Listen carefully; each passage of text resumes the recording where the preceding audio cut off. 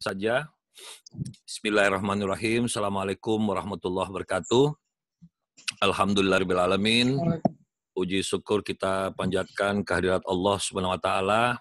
Shalawat kepada baginda Nabi besar Muhammad sallallahu alaihi wasallam dan berserah diri kita pada apa-apa yang telah beliau ajarkan. Kita berharap dengan kondisi yang semakin asik kita diberi kesempatan menikmati corona ini, semakin banyak kita dapatkan hikmah, semakin banyak kita dapatkan petunjuk, termasuk hal-hal yang berkenaan dengan keistimewaan kita menjelang datangnya bulan suci Ramadan, karena tinggal berapa hari lagi nih. Ya, kemarin kita sudah nikmatin Nisfu Sya'ban. Ya, apapun polemik yang terjadi di belakang itu semua tentang berbagai macam petunjuk, kita niatkan saja apa yang kita lakukan itu karena Allah, ya, untuk mencari keridhoannya. Kalau saya sih menilai sesuatu itu menyangkut yang disebut dengan bid'ah dan tidak bid'ah.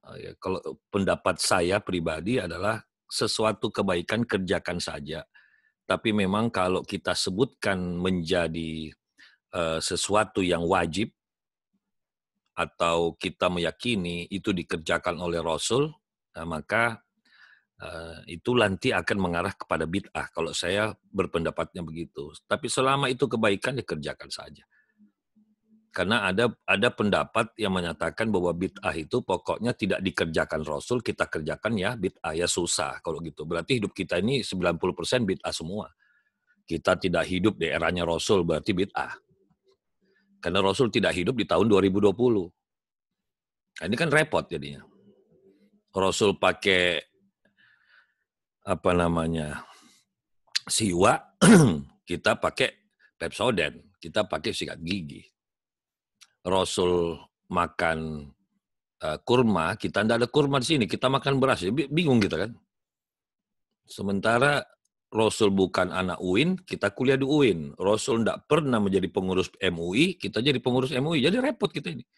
Nah, kalau itu yang jadi satuan bid'ah, saya pikir terlalu naif otak kita ini. Jadi menurut saya, yang disebut bid'ah itu, kalau sesuatu kita beritahu orang bahwa ini dikerjakan Rasul, padahal tidak. Dan kita mulai mewajib-wajibkan orang melakukan. Nah, kecuali kalau kita wajibkan kepada murid kita, ayo kerjain, ini baik menurut Om. Ya sudah, tapi jangan bilang, ini juga dikerjakan Rasul. Tapi kalau kita ambil makronya, ini juga perbuatan-perbuatan yang disarankan Rasul, yaitu berbuat amal soleh. Kan ada ayat yang berkenaan dengan perintah beramal soleh. Kalau itu amal kebaikan, ya kenapa tidak dikerjakan? Ya, karena ribut itu menyangkut apakah benar mana dalilnya orang yang Nisfu Sya'ban itu sholat malam. Tapi kecuali kalau kita ada sholat yang kita niatkan tapi tidak diajarkan, sudah bentuknya peribadatan full, itu bahaya. Contoh, saya niat sholat sunnah Nisfu Sya'ban, padahal nggak ada misalnya, itu bisa jadi bid'ah. Karena begitu kita menyebut, itu. Tapi kalau Anda mau sholat tahajud di malam hari, ya sudah. Nggak jadi masalah. Itu bagi saya. Baik, tanpa harus juga menyalahkan orang yang membid'ah-bid'ahkan. Kalau saya juga tidak mau menyalahkan, saya yakin semoga niatnya juga baik untuk menyelamatkan umat, gitu loh. Jangan sedikit-sedikit kita juga salahkan mereka. Oh iya, Ustadz Sanib, saya juga perlu laporan dari masukan Anda kemarin pertanyaan menyangkut kondisi para penceramah. Saya juga kemarin sudah menghadap kepada Ketua MUI dan ternyata alhamdulillah Ketua MUI juga mengatakan, sudah Om Bagus, sebenarnya kita itu sebelum mereka berpikir ke situ, kita sudah mengeluarkan kebijakan. Kita sudah mengeluarkan kebijakan pengurus MUI untuk membuat selebaran, mengingatkan kepada para pengurus masjid, cobalah kasih kebijakan, karena kasihan ini para penceramah yang sudah berharap. Nah, jadi ternyata itu sudah menyebar. Tapi kondisi yang saya ceritakan kemarin kepada beliau menyangkut masukan dari Anda itu, dia juga ketawa, iya Om, kok sampai ada yang gitu banget. Padahal sebenarnya kita juga sudah memikirkan untuk memberikan bantuan. Ya, saya berharap kita tidak sampai ke hal seperti itu. Baik, hari ini kita akan membahas tentang ketika kita berbicara, eh, kita membutuhkan satu langkah yang mendekati yang disebut dengan hypno-communication. Makanya kita melakukan beberapa upaya atau ikhtiar. Oh iya, saya juga pengen menawarkan sesuatu di perkuliahan hari ini, bahwa walaupun semester kita sudah habis, tapi kalau Anda tertarik untuk mendalami motivasi dakwah, enggak apa-apa, kita bikin kuliah mungkin 2 minggu sekali sebagai tambahan untuk menambah data, dan sekali-sekali ketika praktek, kita adakan pertemuan, tapi di luar masalah COVID ini. Kalau COVID sudah selesai, silakan. Om, saya pengen mendalami, atau Anda bikin persatuan ulama muda kah yang lebih mendalami motivasi dakwah, silakan. Karena saya sudah lama melayani hal-hal yang seperti itu. Di kampus saya itu kita buka program yang disebut dengan Kafi Ustadz. Itu khusus para ustadz, dan di dalamnya juga banyak dosen-dosen, banyak yang sudah, bahkan yang sudah profesor pun masih ada yang kuliah di situ. Silahkan, ya, saya tawarkan kalau tertarik begitu habis semesternya silahkan mendaftar. Cuman saya pengen dilakukan pendataan siapa yang tertarik, tapi tolong jangan setengah-setengah. Kalau setengah-setengah nanti ilmunya setengah, bahaya, ya. Full, walaupun tidak wajib bertemu langsung, tetapi kalau praktek kita akan ketemu, gitu loh. Cuman Om Bagus minta tolong kalian yang bergerak, jangan Om Bagus yang bergerak. Jadi paling tidak saya tunggu entah di rumah saya, entah kita numpang di kafe untuk praktek, ya, supaya enak. Baik, sekarang kita buka penjelasan mengapa ketika kita berbicara di depan umum ada teknologi yang disebut dengan icebreaker. Disebut dengan icebreaker. Apa ini icebreaker? Kalau kita lihat dari artinya, ini adalah pemecah es.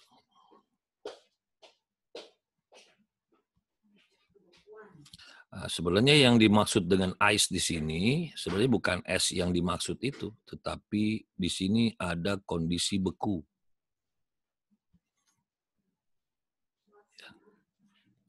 Artinya beku pun bukan sebagaimana arti aslinya, tapi ini sudah majas, perumpamaan, kaku. Nah, jadi sebenarnya kalau kita baru ketemu orang itu pasti kita kaku. Pasti kalau istilah kita jaim. Ya, jaim. Karena saling membaca, karena manusia itu kan punya sifat kehati-hatian yang tinggi. Ini jangan sampai dia tersinggung, jangan sampai dia tidak suka, jangan sampai dia begini, jangan sampai begini. Jadi kita takut. Dan yang manusia itu paling takut ketika dia tidak disukai. Gitu. Makanya dia takut kelihatan begini, dia takut gini, karena dia takut tidak disukai. Makanya kita itu biasanya terlalu berhati-hati. Terlalu berhati-hati. Nah, dikarenakan adanya kondisi kaku, beku, jaim, maka kita butuh pemecah kebekuan itu. Itu alasan pertama. Ya. Alasan kedua, manusia adalah makhluk yang tidak suka, ya, tidak suka kepada yang langsung. Dia tidak suka. Manusia itu diciptakan tidak siap menerima sesuatu yang drastis. Makanya, kenapa manusia butuh baju? Karena manusia tidak mau langsung kelihatan, mohon maaf nih agak kasar, tidak suka langsung kelihatan kemaluannya. Ada malu, ada kemaluan. Jadi kemaluan itu sesuatu yang paling memalukan. Disebutlah kemaluan. Nah, Islam itu adalah agama yang sangat mengatur tentang malu. Makanya orang lain pakai celana pendek, cewek, ya, terus pakai baju you can see kemana-mana, itu sudah menutup kemaluan. Tapi di dalam Islam itu masih memalukan. Sehingga Islam itu menyuruh kita untuk menutup aurat. Jadi Islamlah agama yang paling menyayangi citra manusia itu sendiri.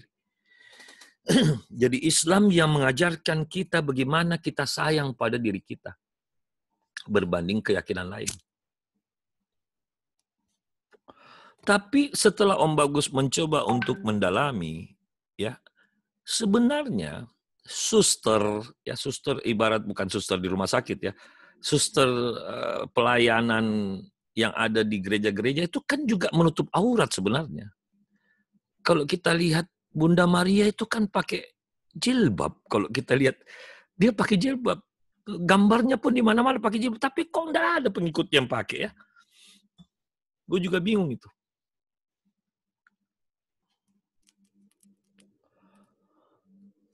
Jadi setelah ada yang namanya pakaian, ya kalau kita gambar ya, setelah ada pakaian atas ditutup sedikit, pakaian bawah ditutup sedikit, di dalam Islam pun ini masih tabu. Ini masih memalukan, sehingga Islam itu kalau cewek itu disuruh bungkus ini semua, suruh bungkus semua ini, karena Islam itu sangat menjaga malu. Nah, laki-laki dibatasi, karena laki-laki itu dianggap gerakannya lebih besar sehingga dibatasi, dia agak lebih terbuka lah, masih bisa gitu. Kita lanjutkan. Karena manusia tidak suka kepada yang langsung, berarti orang-orang yang sukanya langsung itu sudah hilang kadar manusianya. Ya itu cara logika kalau pola pikir Om. Makanya binatang kenapa tidak ada yang pakai baju? Karena dia bukan manusia, sudah tidak ada. Jadi sifat kebinatangnya lebih banyak. Dia tidak berpakaian. Makanya kenapa kalau kita punya rumah, ada nggak sih Anda lihat rumah dari jalan, ya ini kan jalan nih. Ini kan jalan, ini jalan. Dalam dunia arsitek, ada yang disebut dengan garis batas sepadan. Nih, sekian meter ke dalam. Ya, dari sini ke sini.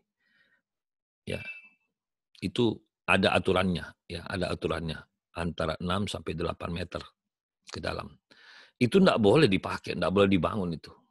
Barulah ada yang namanya pagar. Ada yang namanya dinding. Nah, ini teras. Nah, kan lucu juga kalau kita desain ini teras tiba-tiba buka langsung kamar tidur, kan enggak mungkin kan? Enggak mungkin. Harus ada gradasi. Di dalamnya ruang tamu, habis itu ruang keluarga, habis ruang keluarga baru kamar. Ini karena manusia tidak suka kepada yang langsung. Dia senang yang bergradasi. Jadi apa-apa itu ya jangan langsung ke sini. Tapi ada adaptasi dulu, baru masuk ke dalam. Makanya kita itu kan, kalau laki-laki dan perempuan itu kan ada ta'aruf dulu. Tapi kalau kau sudah yakin sekali dengan imanmu, ketemu nih hari mau langsung nikah, ya monggo-monggo saja. Tetapi kan kata Rasul, kalau masih ada waktu untuk mengenal siapa orang yang akan kau nikah, maka manfaatkan waktu itu. Makanya ada proses ta'aruf.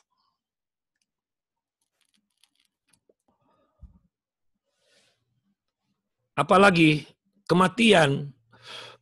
Kematian itu kan, kalau ada orang berita meninggal, kita selalu tanya, loh, padahal kemarin sehat. Loh, emang kenapa kalau sehat?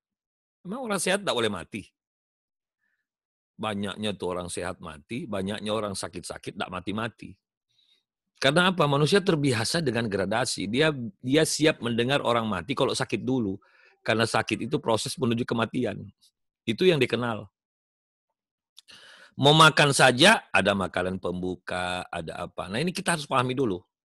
Karena kita sedang mendalami ilmunya. Ya. Terus apa lagi yang Anda kenal misalnya? Mobil itu jangan langsung kelihatan mesinnya dong. Ya.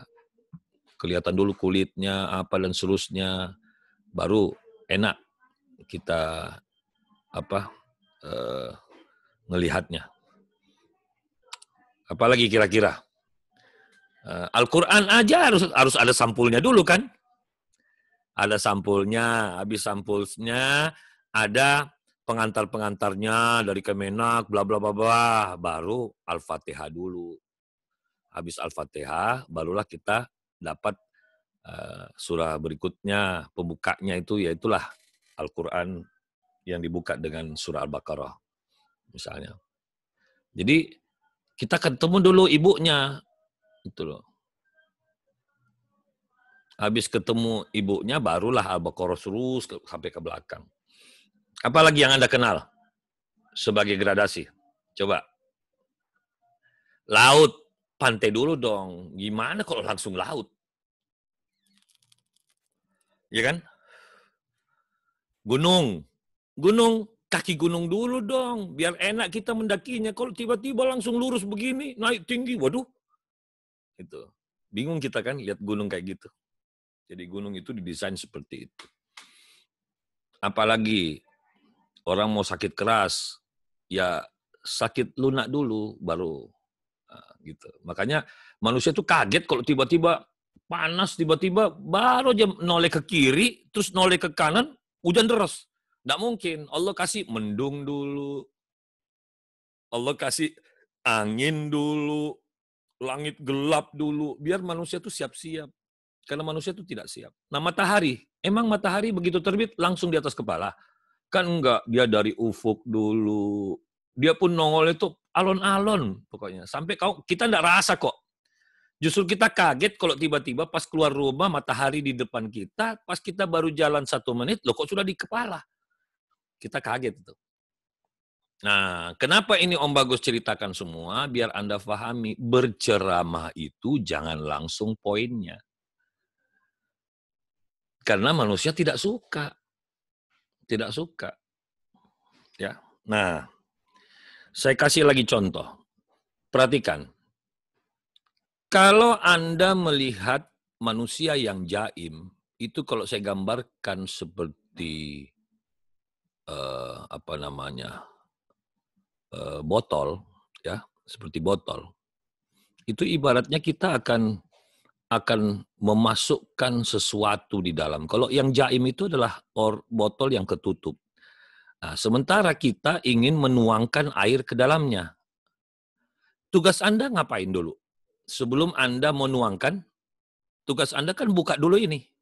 Anda buka dulu, baru masukkan. Waktu kita masukkan pun harus kita pantau.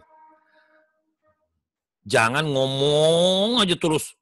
Ternyata begitu 3 jam kita ngomong, loh airnya mana? Nggak ada yang masuk. Ternyata Anda waktu nuang tidak kontrol apakah air masuk atau tidak, Anda ternyata nuangnya di samping. Akhirnya sini penuh air, sini penuh air.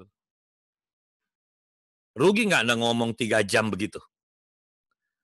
Kenapa? Yang satunya lupa, aduh saya lupa, Mas saya ngomong 3 jam, saya lupa buka penutupnya. Nah ini kan, kita juga tidak mau disebut orang bego. Tapi banyak yang ngerjain kayak gini, pusing amat, lu mau dengar mau enggak, yang penting gue udah khutbah. Kau mau ngantuk kek, kau mau tidur kek, pokoknya itulah yang dia tidak pernah fokus kepada bunyi suaranya yang monoton, mukanya flat, gesturnya kagak ada, suaranya flat. Ya kasihanlah umat itu. Sudah siang-siang, terus pikirkan juga orang yang belum makan. Sudah dia belum makan, suara Anda begitu, materinya nggak enak, nggak asik, cara penyampaiannya juga nggak enak. Yang dosa itu kita loh. Makanya kalau saya ingat kembali, peribahasa yang pernah saya sampaikan di kelas, bukan peribahasa, sebuah quotation sebenarnya. Apabila ada sebuah forum di mana seorang pembicara sedang menyampaikan aktivitasnya, lalu audiens banyak ngantuk bahkan tertidur, maka segera bangunkan pembicaranya. Jadi jangan bangunkan orang yang ngantuk. Jangan gitu, hargai saya dong, saya lagi bicara, Anda tidur. Lah, kecuali kalau Anda sudah semangat. Misalnya Ahmad Roziki sudah semangat sekali bicaranya, gesturnya, main mimiknya, vokalisasinya sudah jalan. Masih ada juga yang ngantuk, tanya dulu. Jangan sampai dia sakit juga. Tapi ternyata dia tidak sakit, tidak apa. Dasar dia aja suka ngantuk, ya sudah, ingatkan dia. Tapi kalau kita yang salah, materi kita nggak asik, cara penyampaiannya nggak asik, muka kita flat, tidak ada teknik-teknik teknologi icebreaker, itu. Sampai di sini bisa difahami ya. Jadi ternyata inilah yang disebut dengan hypno-communication. Jadi apa itu hypno-communication? Jadi hypno ini adalah bagaimana caranya kita, bukan kebalik ya, hypno itu memang berasal dari kata tidur. Karena apa? Hypno ini asal katanya itu dari nama dewa tidur oleh bangsa Yunani kuno. Nama dewanya Hypnos. Tapi akhirnya karena mereka itu sudah sering terbiasa menggunakan hipno ini berubah menjadi kata. Hipno itu dalam Yunani kuno artinya tidur. Nah, tidur yang dimaksud di sini setelah Om Bagus mendalami, mengkaji ilmu hipnosis sekian tahun, kesimpulan saya justru tidur ini tidak selamanya berbaring dan tidak selamanya menutup mata. Kalau itu tidur secara istirahat. Tapi ada tidur yang paling berbahaya, yaitu tidur di saat mata masih terbuka, tapi dia dalam kondisi terjaga, tapi dia tidur. Itulah tidur paling berbahaya. Ya kayak apa itu contohnya, Om? Itulah orang yang malas. Orang malas itu tidur dia tuh. Makanya bahasa lainnya dalam Al-Quran, dia seperti mayat-mayat yang bergentayangan di muka bumi. Maksudnya apa ini ayat, Om? Ya dia hidup, dia makan, dia gaul, tapi dia tidak ngapa-ngapain. Dia itu tidur sebenarnya. Mentalnya tidur, emosinya tidur, tidur semua. Disuruh kerja dia malas, disuruh bayar utang ogah, tapi ngutang terus. Disuruh beribadah enggak, mengeluh iya, itu batinnya tidur. Nah ini tidur yang paling berbahaya. Ya, jadi bahasa simpelnya kayak apa itu Om tidurnya secara hipnos? Adalah orang yang sedang berada pada bawah sadar. Tapi bawah sadarnya bukan standar orang beriman. Ya, semoga nanti kalau Anda tertarik kita bongkar itu yang namanya bawah sadar. Karena mohon maaf Om Bagus merasa tidak cukup waktu untuk mengajarkan Anda betapa penting Anda harus memahami tentang hypno-communication itu. Gitu loh. Sementara ini dikerjakan oleh Rasul. Nanti saya bisa bukti-buktikan semua di dalam Al-Quran. Sebagaimana riset saya menyangkut hipnosis Al-Quran. Oke, saya lanjutkan. Sekarang kita sudah paham bahwa setiap kali kita melakukan sesuatu, ya saya tulis sesuatu ya, sesuatu. Apalagi sesuatu ini adalah Anda mau dakwah. Maka wajib bagi kita untuk menidurkan dulu dia. Hasilnya menidurkan orang ketika kita dakwah, Om. Hasilnya apa, Om? Hasilnya dia akan menjadi orang sami'na wa atokna. Itulah orang yang tidur. Tapi tolong ya, jangan sendirikan kalimat saya yang terakhir. Nanti Anda bilang, waduh, masa Om Bagus bilang sami'na wa atokna itu tidur? Nah ini ya, hati-hati Anda kalau mendengar kalimat saya. Harus sesuaikan dengan penjelasan sebelumnya. Bahwa yang saya maksudkan orang yang tidur adalah orang yang sementara fokus. Artinya, tidur hipnos itu adalah tidur di mana fokus masih ada satu. Tolong bedakan tidurnya delta. Kalau kita bicara di dalam bahasa Al-Quran, tolong bedakan mana an-nu'as, mana as-subat, dan mana an-naum. Itu tiga hal berbeda kalau Anda pelajari. Nanti kalau Anda tertarik sama hipnosis Al-Quran, kita bongkar. Jadi saya ulangi lagi. Tolong bedakan mana tidur an-nu'as, mana tidur as-subat, dan mana tidur an-naum. Itu tiga tidur yang berbeda. Ya. Tapi tidur delta, ya ini kalau saya bikin pengantar sedikit ya, biar Anda terpancing. Ada tidur alfa, Ada tidur theta dan ada tidur delta. Ini sebenarnya sudah masuk ranahnya hipnosis. Hipnosis itu yang ini. Yang ini hipnosis tuh. Ini hipnosis state. Kondisi hipnosis itu yang ini. Alpha theta. Semakin dia ke sini, semakin fokus tinggi. Tapi kapan ini dia lewati theta dalam, fokusnya hilang menjadi 0. Ini fokus manusia 0. Jadi tidur Anda malam hari tanpa mimpi itu delta. Tidur tanpa mimpi itu delta. Tidur yang ada mimpi itu theta. Hampir tidur, orang bilang erep-erep, hampir tidur, leyeh-leyeh, ngantuk-ngantuk, atau yang disebut dengan hipnoidal. Hipnoidal. Hipnoidal itu adalah alfa, ngantuk, kondisi kantuk. Nah, mari kita lihat apa perbedaannya. Alfa inilah an-nu'as. Theta inilah as-subad. Delta inilah an-naum.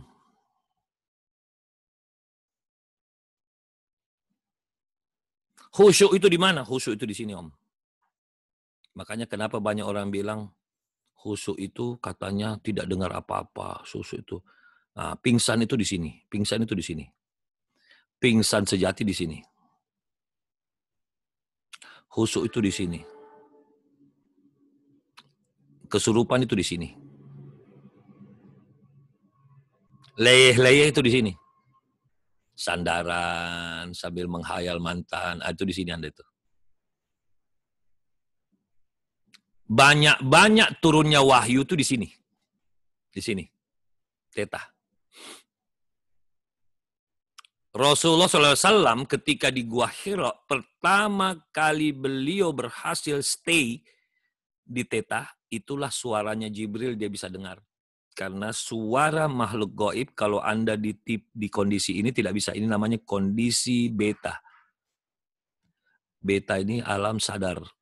Tidak bisa Anda dengar yang gaib. Tidak bisa. Itu orang duniawi banget. Betul. Karena ini fokus manusia dari 5 sampai 9. Kalau dalam ilmu psikologi disebut 7 plus minus 2. Maka kalau kita sholat, kita disuruh khusyuk di sini. Ternyata orang yang ada di asubat, daya pancarnya itu besar sekali. Besar sekali. Jadi kalau Anda mau ngaji, dapat hikmah tingkat tinggi, ini theta. Ya nantilah suatu ketika kita bahas ini ya, biar lebih asik. Karena orang yang mendalami tasawuf, itu senang masuk ke sini. Makanya orang-orang dulu itu ada tapa, ada semedi. Nah, cuman harus kita pelajari karena salah masuk itu ketemu dengan istidraj. Masuk dengan cara agama itu akan menemukan hikmah. Masuk dengan cara sesat, Anda sedang berada pada istidraj. Itu yang bahaya. Sampai di sini ada yang mau ditanyakan sebelum kita mendalami. Supaya begini, setiap kali Om Bagus itu menyampaikan materi, saya tidak akan pernah masuk sebelum saya locking Anda dulu kepada makna apa yang kita mau kejar. Supaya ketika Anda masuk ke dalam sebuah ilmu, Anda tahu Anda mau ngapain di situ. Sama dengan begini, saya ajak Anda ke Surabaya, tapi saya tidak ceritakan dulu keindahan Surabaya, apa itu Surabaya, kenapa kita harus ke Surabaya. Akhirnya begitu tiba di Surabaya, ya irior bingung, kita mau ngapain habis ini, datang lagi Sanip, makanan apa yang enak di sini. Lama kita di sana itu bingung, kita tiba aja masih bingung. Makanya mengapa orang mau haji, ada namanya manasik. Ya dah? Agar jangan tiba di sana kita ngapain Pak? Oh kita mau ini, mau apa namanya mikot. Apa itu mikot? Terus bagaimana? Nggak boleh, kelamaan. Jadi Om Bagus tipenya begitu. Saya tidak akan mengajarkan ilmu sebelum saya jelaskan dulu. Sama dengan ngaji. Mau ngaji kenceng, gampang. Tapi lulus dulu ulumul Quran. Supaya ketika kita ngaji, kita tahu mau ngapain. Makanya ada niat. Karena kata Rasul, amalan tanpa niat, amalan tanpa ilmu akan tertolak. Kenapa tertolak? Ini nggak tahu ngapain dikerjain itu. Makanya sebelum saya ajarkan icebreaker, saya jabarkan dulu ilmunya. Oh, kita butuh itu. Ya, saya butuh. Ya, saya ngerti. Ya, baru saya jelaskan. Oke, silakan kalau ada hal yang mau ditanyakan dulu. Saya Boleh, Om? Ya, silakan. Ya, biasanya gini, Om. Ketika ada penceramah itu kan, yang bagus itu kan memang ada peribahasa, wah kita nih kayak terhipnotis gitu. Jadi saking bagusnya ceramahnya, jadi seolah-olah kita ini terpukau dengan apa yang disampaikan gitu. Ya. Nah, itu sebenarnya kan kita masih awam nih, Om. Yang kita pahami itu sebenarnya hipnosis itu kayak di TV-TV gitu. Nah, tidur pakai apa lah gitu, langsung tidur. Nah, ketika mau ceramah itu bagaimana teknik menghipnotis itu agar jamaah itu tiba-tiba langsung bisa terpukau dengan apa yang kita sampaikan gitu. Baik, Dan bagaimana caranya supaya mereka itu jadi dalam kondisi teta tadi gitu. Ya, baik. Ya, makasih. Terima kasih Ustaz Ujang. Jadi gini, intinya kalau ada orang bilang gila ya kita ikut tadi khutbahnya itu seperti terhipnotis kita ya. Bukan seperti, dia itu sudah terhipnotis. Apa sih hakikat hipnotis itu sendiri? Ya. Saya akan jelaskan dulu supaya kita lebih paham dan lebih asik mendalaminya. Jadi gini, semuanya saja ya, tolong diperhatikan. Pernah nggak Anda ketika Anda sedang bertamu atau Anda didatangi tamu? Lalu ketika ini dua, baik kita bertamu atau kita didatangi tamu, ketika kita melayani tamu itu sebenarnya Ustadz Sanib itu sudah mau pergi jam 14.15 sudah harus bergerak karena dia ditunggu orang, dia harus sampai di sana itu pukul 16.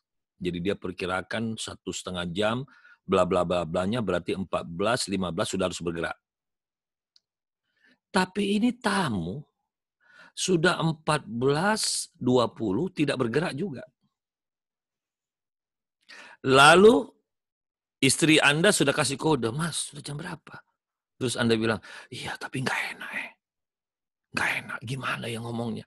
Anda itu sudah terhipnotis. Kenapa? Boleh jadi dia itu orang baik. Boleh jadi Anda itu sungkan. Sungkan kepada orang itu kondisi hipnotik. Orang kalau baik, kita itu terhipnotis loh. Sekarang Om Bagus tanya, sudah berapa manusia terhipnotis kepada Rasul? Saking baiknya. Oke, kita turun lagi. Sudah berapa manusia terhipnotis oleh Wali Songo? Oke, kita turun lagi. Udah berapa umat terhipnotis kepada ulama? Oke, kita turun lagi. Sudah berapa orang terhipnotis oleh guru sekolah Anda? Dan berapa orang juga tidak berhasil terhipnotis? Karena baik. Nah, satu itu. Yang kedua, kondisi hipnotis itu sesuatu yang berjalan otomatis. Itu namanya kita sudah terhipnotik. Ya, HC itu simbol dari hipnotik. Hipnotik itu apa? Terhipnotis. Sekarang saya tanya sama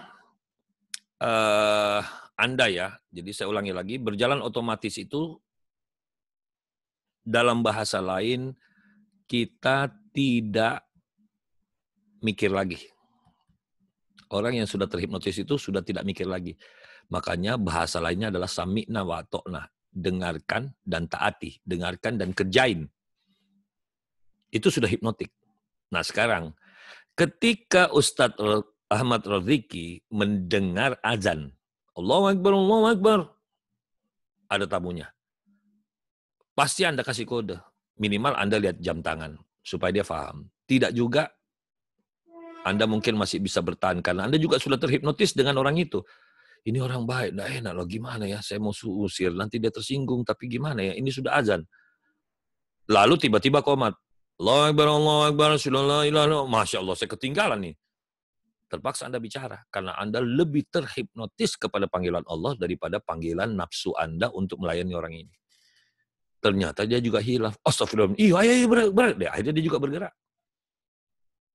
Karena kita sudah terhipnotis. Kita sudah sami'na wa ata'na. Dengarkan, kita taati. Tapi coba orang yang belum terhipnotis sama azan. Tidak terhipnotis sama Allah. Biar orang komat, biar orang sudah salam, biar apa, tidak bergerak dari situ. Karena tidak terhipnotis. Jadi tidak mikir lagi. Oke, yang kedua, saya tanya sama Ustadz Ahmad Roziki ya. Tolong dijawab. 3 tambah 3 berapa? 3 tambah 3, 6. Oke.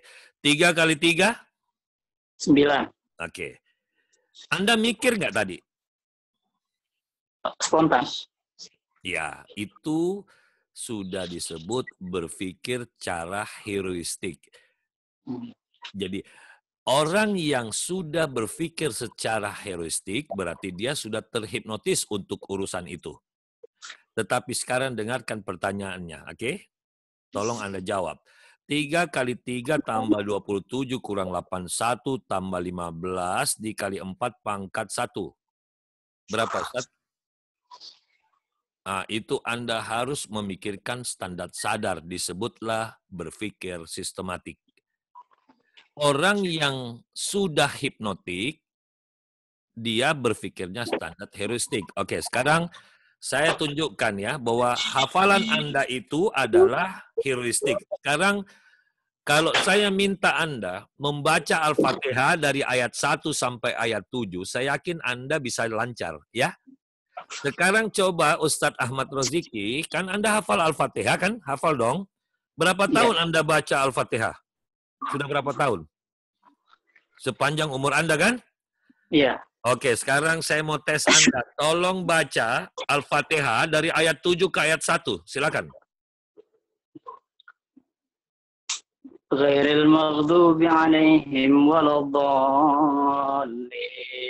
Siratal ladzina an'amta alaihim. Ihdinas siratal mustaqim. Iyyaka na'budu wa iyyaka nasta'in. Ar-Rahmanir Rahim. Alhamdulillahi Rabbil Alamin. Oke, kenapa tidak selancar ketika baca Al-Fatihah dari ayat 1 ke 7? Lebih lancar dari 1. Iya kan? Karena tadi itu Anda membaca Al-Fatihah dari 7 ke 1 itu sadar banget. Sadar banget itu. Karena Anda berpikirnya standar sistematik. Tapi kenapa kalau kita baca dari ayat 1 sampai ayat 7, Anda tidak usah mikir. Sambil Anda ngunyah bisa. Sambil Anda gergaji kayu bisa. Tapi coba Anda baca 7 ke 1, sambil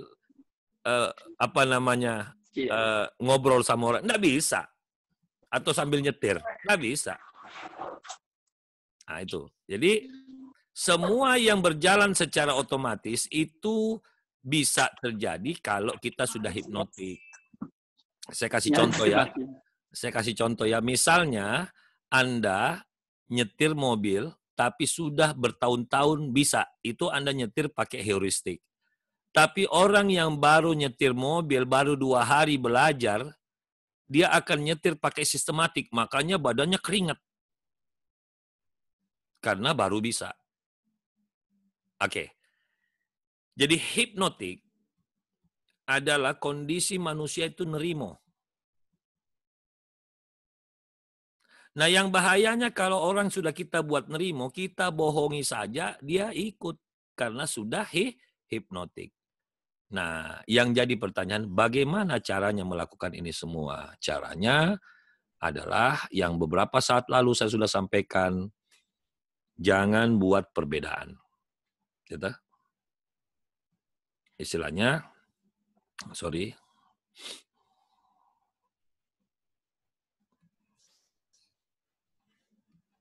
Jadi, jangan buat perbedaan, tapi kita harus cari persamaan. Jadi kalau Anda ceramah, jangan bikin perbedaan.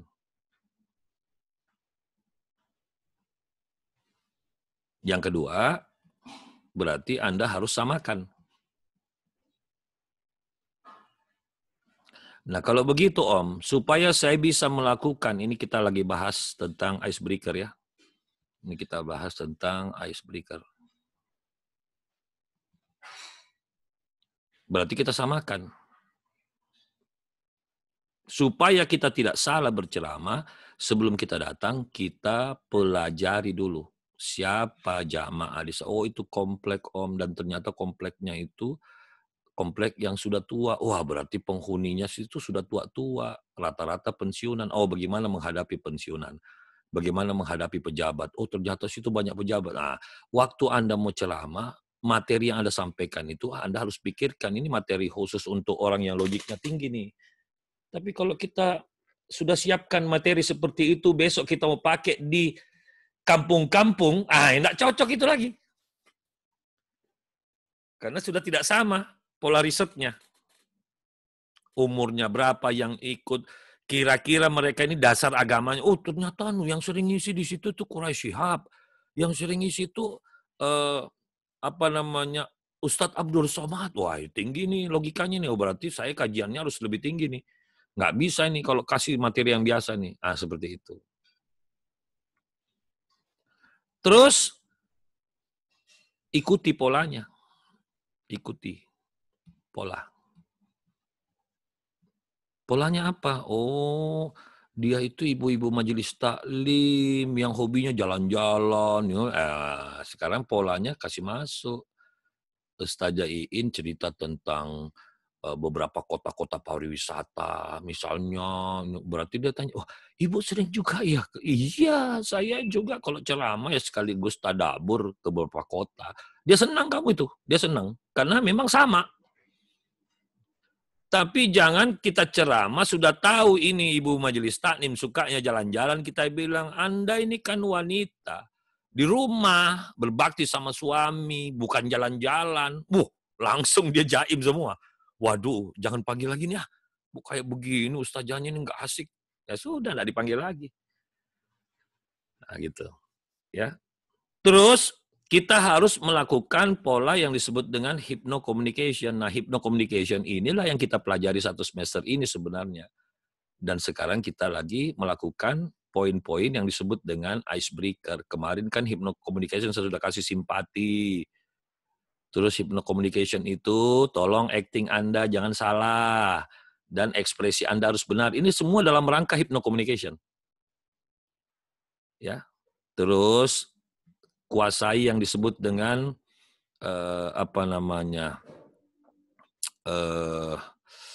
kekuatan, ya kekuatan yaitu populer. Saya sudah jelaskan kan itu, liking, masih ingat kemarin? Ya dan seterusnya. Sudah saya jelasin belum, Ustadz Sanib? Sedikit pernah disinggung tentang populer sama populer aja sih. Belum selesai ya? Belum selesai itu ya? Baru disinggung sedikit. Oh, yang udah dalam itu simpati aja, ilmu simpati yang udah dalam. Karena waktu itu yang badal Om itu lebih banyak menjelaskan ilmu simpati. Simpati, mirroring ya. Ya. Mirror juga itu, mirror itu poin. Simpati itu mirror. Itu, jadi ada simpati level 1, simpati level 2. Kalau simpati level 1 itu yang jabat tangan. Kalau mirror ini kalau cara duduknya bagaimana, cara berdirinya, cara apa. Ya, nanti itu kita bisa praktek. Ya. Nah, salah satunya itu yang kita bahas hari ini adalah icebreaker. Jadi icebreaker itu polanya ada 3. Ada icebreaker yang kita taruh di pembukaan. Ada icebreaker yang taruhnya di tengah-tengah. Ada icebreaker yang taruhnya di closing, penutup. Nah, ini kita beri nama supaya enak. Ini tetap kita pakai icebreaker.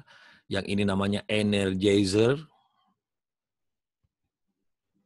Yang ini kita sebut sebagai closing power.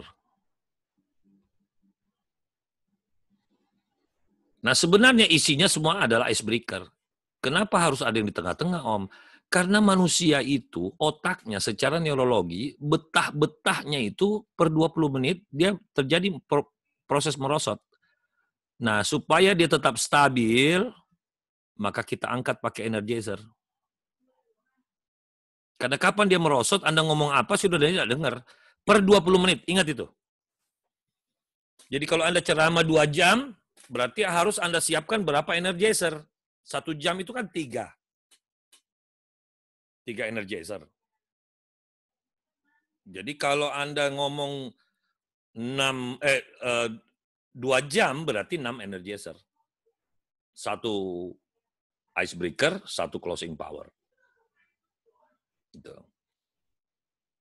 Nah kalau gitu, apa saja Om yang bisa dijadikan icebreaker? Yang pertama, yang disebut dengan icebreaker, supaya orang itu memahami, atau supaya kita tahu dia sudah kena atau belum. Kalau kita mau tahu dia sudah kena atau belum, amati rata-rata mereka sudah open-minded. Open-minded itu bagaimana ngelihatnya, Om?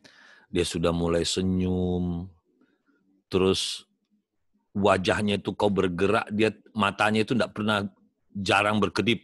Ya matanya itu sudah orang kalau istilah Om sudah sweet sama kamu. Jadi kalau Om Bagus bikin gambarnya begini, perhatikan. Matanya itu sudah begini loh. Kau gerak ke sana diikuti lagi.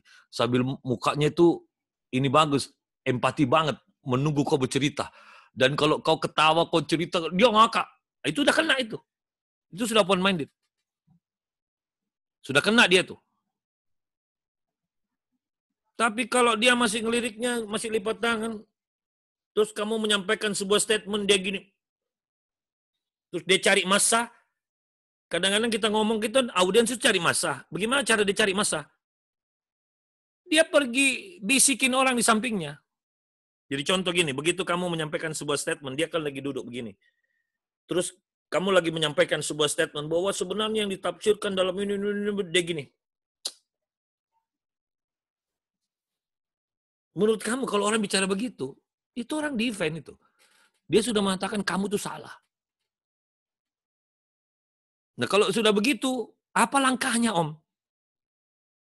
Pahami, dia menolak itu. Kenapa? Satu saja menolak, itu energi negatif di dalam ruangan itu akan terpancar. Begitu kita break, dia sebarkan itu energinya. Saya tidak sepaham ini dengan ustadznya tadi, begini-gini. Soalnya ustadznya tadi bilang, saya tidak sepaham ini. Ini salah ini begini-begini. Wah, itu gawat itu.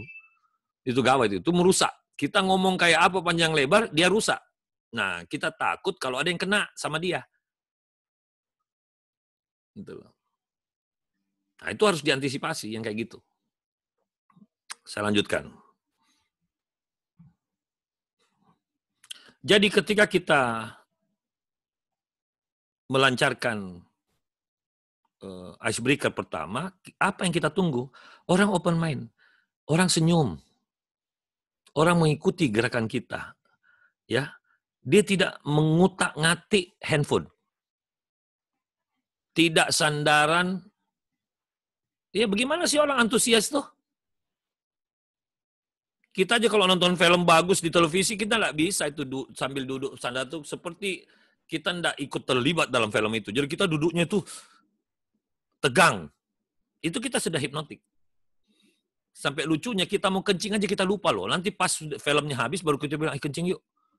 Lucunya orang di sebelah kita bilang apa? Iya, gue juga mau kencing nih. Gue juga nih. Nah dari tadi dia ngapain aja? Jadi orang yang sudah terhipnotis sampai dia lupa kalau dia itu mau kencing. Gitu Bang. Oke. Mana lagi kondisi orang itu terhipnotis? Waktunya sudah habis, tapi dia minta terus. Itu orang yang sudah terhipnotis. Atau dia merasa, ya habis. Mana lagi? Kalau kita buat cerita lucu, dia ngakak habis. Dia mendukung. Betul, setuju, setuju. Nah, itu udah kena itu. Itu udah kena itu. Tapi minimal ketika kita membuka di perjumpaan awal, yang kita butuhkan adalah open mind pertama, yaitu apa? Dia mau senyum, kalau dia mau ketawa bersama-sama, udah kena itu. Lanjutkan aja, kita punya ceramah, udah kena itu. Udah sampai terakhir itu, walaupun kau salah itu dia dengerin aja. Walaupun kita salah tetap dibela. Pasti dia bela, oh enggak gitu, ya itu kan, ya paling, dia belain. Walaupun ada jamaah yang lain bilang, saya enggak setuju ini salah, kau itu enggak beriman kau itu. Ini benar ini Ustadz ini bukan sembarang ini. Asik ini Ustadz. Kau dibelain, kita dibelain. Gitu loh. Itu penting. Itu penting. Nah, kalau begitu Om, apa-apa saja yang bisa saya jadikan icebreaker? Supaya bisa cepat membuka open mind itu. Yang pertama, ya, teknologi pertama adalah perkenalkan dirimu. Karena ada suatu semboyan mengatakan tak kenal maka tak mau belajar. Tak kenal maka tak sayang. Karena orang kalau sudah disayang, itu dia apapun kita kerjain. Karena kita sayang. Maka kenalkanlah dirimu, bikinlah sebuah cara untuk memperkenalkan dirimu. Apa yang paling utama adalah nama. Usahakan ada cerita di balik nama itu. Olahlah nama Anda. Ya, tidak apa-apa kita mau sedikit melakukan pesakitan terhadap nama kita pun tidak apa-apa.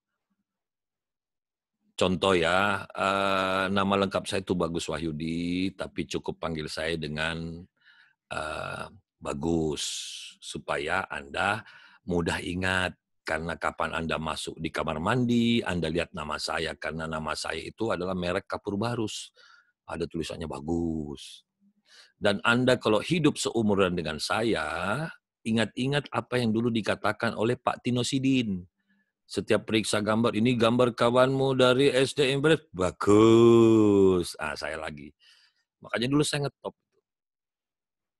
Dan ternyata setelah saya ingat-ingat, nama saya itu ya subhanallah. Karena setiap orang selalu pengen cari yang bagus-bagus. Tapi setelah dia dapat yang bagus, namanya manusia itu tidak pernah puas. Dia pengen cari di atasnya bagus. Namanya bagus sekali.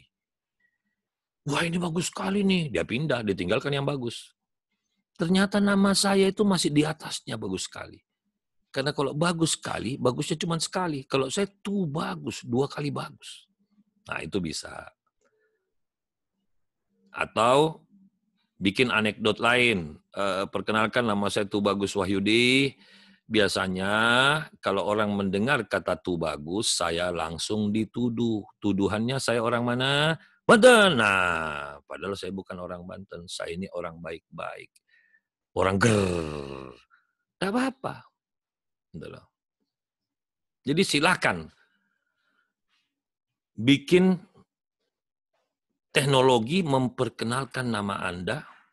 Ya syukur-syukur nama Anda itu bisa dimainin. Bisa dimainin. Nah, itu carilah. Ya seperti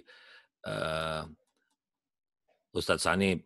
Katanya, kalau dengar nama saya ini kan Sanib Ragil.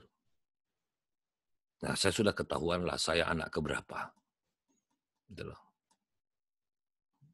Karena di mana-mana Ragil itu yang paling bontot. Untung nama saya bukan Sanib Bontot. Kalau disalah dengarkan jadi senep dan buntut. Jadi ingat ya nama saya bukan senep, saya ini Sanib. Gitu. Jadi boleh dibuat seperti itu. Nah, kalau misalnya Ustadz Ridwan Muhammad,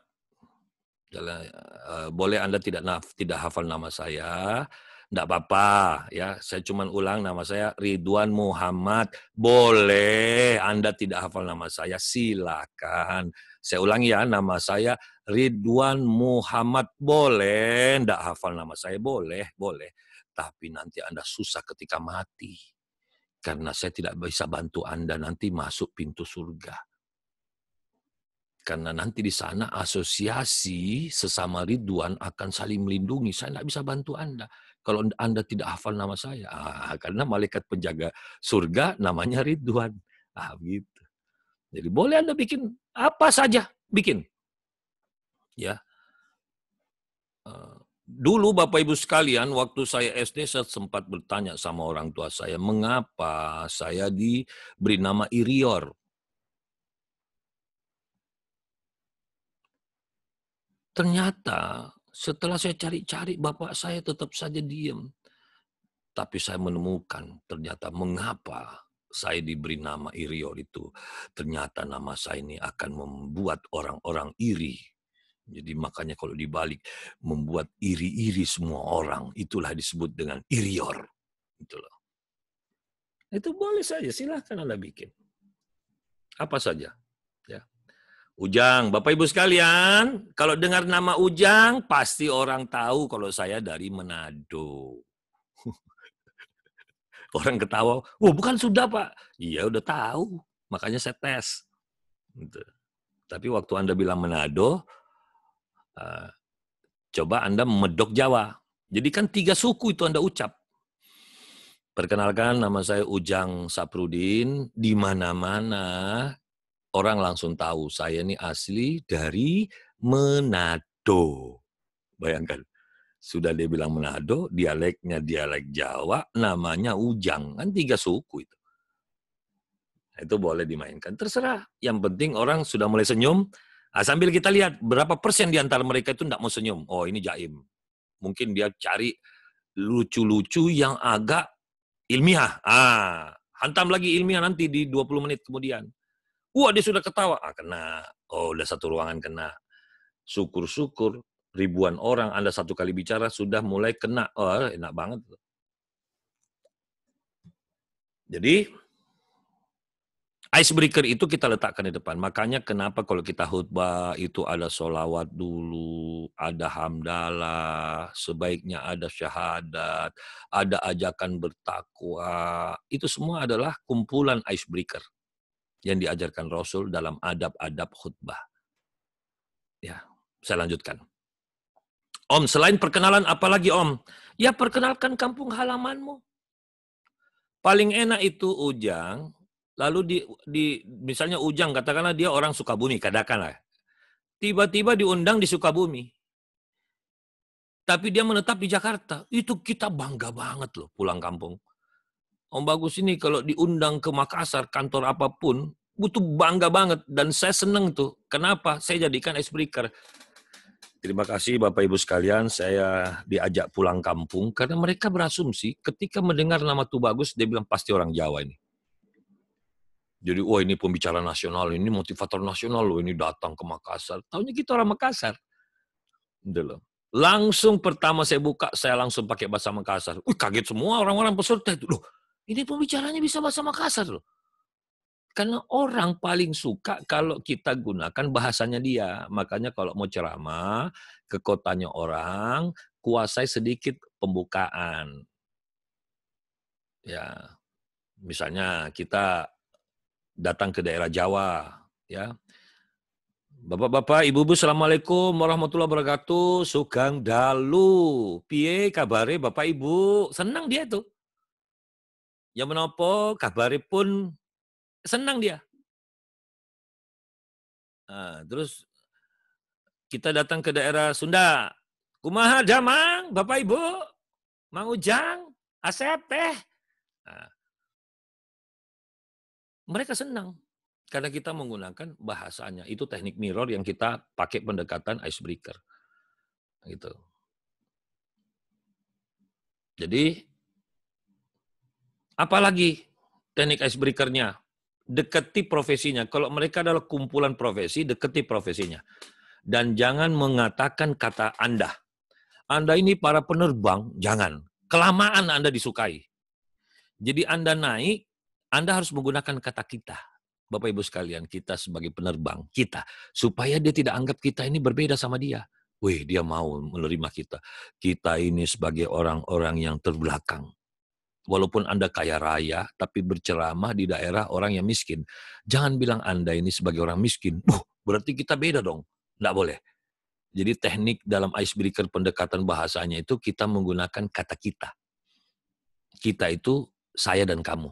Jadi Bapak Ibu sekalian, kita ini sebagai masyarakat yang selalu terhina. Masyarakat yang selalu dicurigai. Masyarakat kita inilah orangnya. Jadi supaya empatinya keluar. Itu teknik-teknik icebreaker ya, ingat itu. Ya, teknik-teknik icebreakernya. Teknik penyampaian maksudnya. Tapi poinnya tadi kita masih seputaran perkenalan ini. Ceritakan kampung halaman bisa. Ya, perkenalkan. Ceritakan tentang diri Anda. Ceritakan tentang mengapa Anda menjadi pembicara di situ. Mengapa Anda yang diundang. Ya, termasuk Om Bagus nih. Om Bagus ini kan parah banget kalau saya bilang. Saya belum pernah berjumpa orang yang menjalankan tugas separah Om ini. Ya. Kenapa saya katakan parah?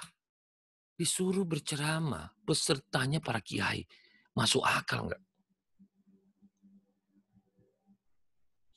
Kemarin tuh Om Bagus harus berceramah di pengurus dan anggota Majelis Ulama Jakarta Pusat. Yang kita ceramain siapa? Para ustadz, para kiai, para ustazah. Coba masuk akal dah itu. Nah, Om Bagus ini siapa? Makanya saya selalu buka Bapak Ibu sekalian, saya sebelum menyampaikan materi saya tentang penghikmatan ini dalam rangka muzakarah. Saya minta maaf, mohon ampun yang sebesar-besarnya kepada guru-guru saya yang duduk di sini. Wabil khusus Ketua MUI Jakarta Pusat, Bapak Kiai ini, sekretarisnya Kiai ini. Karena saya ini takut dianggap lancang. Karena saya ini siapa disuruh menceramain Anda, apalagi dalam rangka melakukan muzakarah. Saya ini siapa? Bukan siapa-siapa, tidak punya ilmu tentang ini. Cuman karena diminta. Nah, saya itu orang yang tidak bisa menolak permintaan. Maka saya kerjakan. Jadi minta maaf ya Bapak Ibu sekalian. Kalau nanti saya salah, jangan marah sama saya. Tetap sayang ya sama saya. Karena kalau saya salah itu jangan salahkan saya. Tapi salahkan yang ngundang. Sudah tahu saya ini orang bodoh disuruh ceramah. Maka salahkan yang ngundang. Nah, yang ngundang itu ketua MUI. Maka ada nggak yang berani menyalahkan beliau? Nggak ada. Ya sudah kita diam aja kalau gitu. Nah itu orang ngakak itu. Wah, selesai. Kalau sudah ngakak, ya udah selesai. Satu urusan selesai. Jadi di pertengahan jalan kita nggak bakalan diserang. Karena orang yang niatnya mau menyerang nggak jadi. Waduh bahaya nih, ada pelampu. Nah, kita mengaku bodoh tapi teori kita tingkat tinggi. Apa yang terjadi? Daripada kita ngaku pintar, teori kita tingkat rendah. Mana yang Anda pilih? Ya kan? Nah gitu. Jadi, perkenalkan kebodohan kita. Tapi perkenalkan juga pengalaman sekolah Anda. Bapak Ibu sekalian, saya ini orang bodoh. Pengalaman saya sedikit. Wawasan saya sedikit.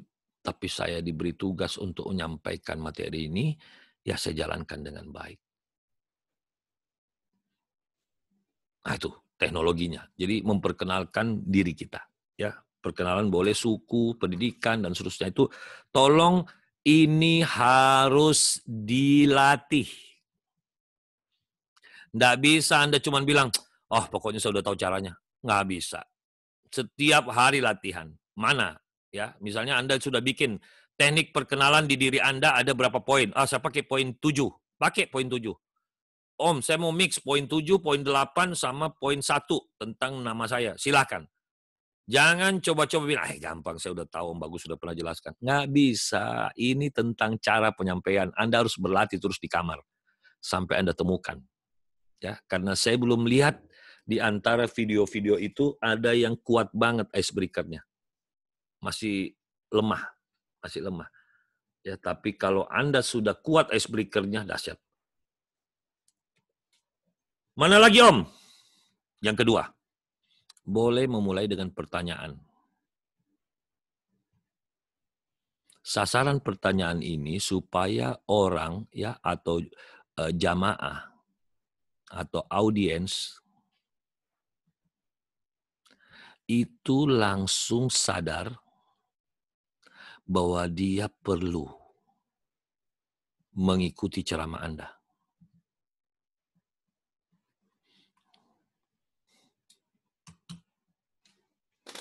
Contoh, berikanlah pertanyaan yang kita acak menyampaikannya. Bapak Ibu sekalian, sebelum saya menyampaikan sebuah motivasi tentang kesadaran, saya pengen bantuannya. Sekedar saya juga mau scanning, saya ini mau arahkan penyampaian materi saya ke poin titik berat yang mana. Ya, jadi bantu saya, tolong jawab saja yang Anda ketahui. Jangan Anda ingin memberikan pertanyaan untuk menjatuhkan orang. Walaupun sasarannya kita ingin membuktikan, ternyata dia tidak bisa jawab semua.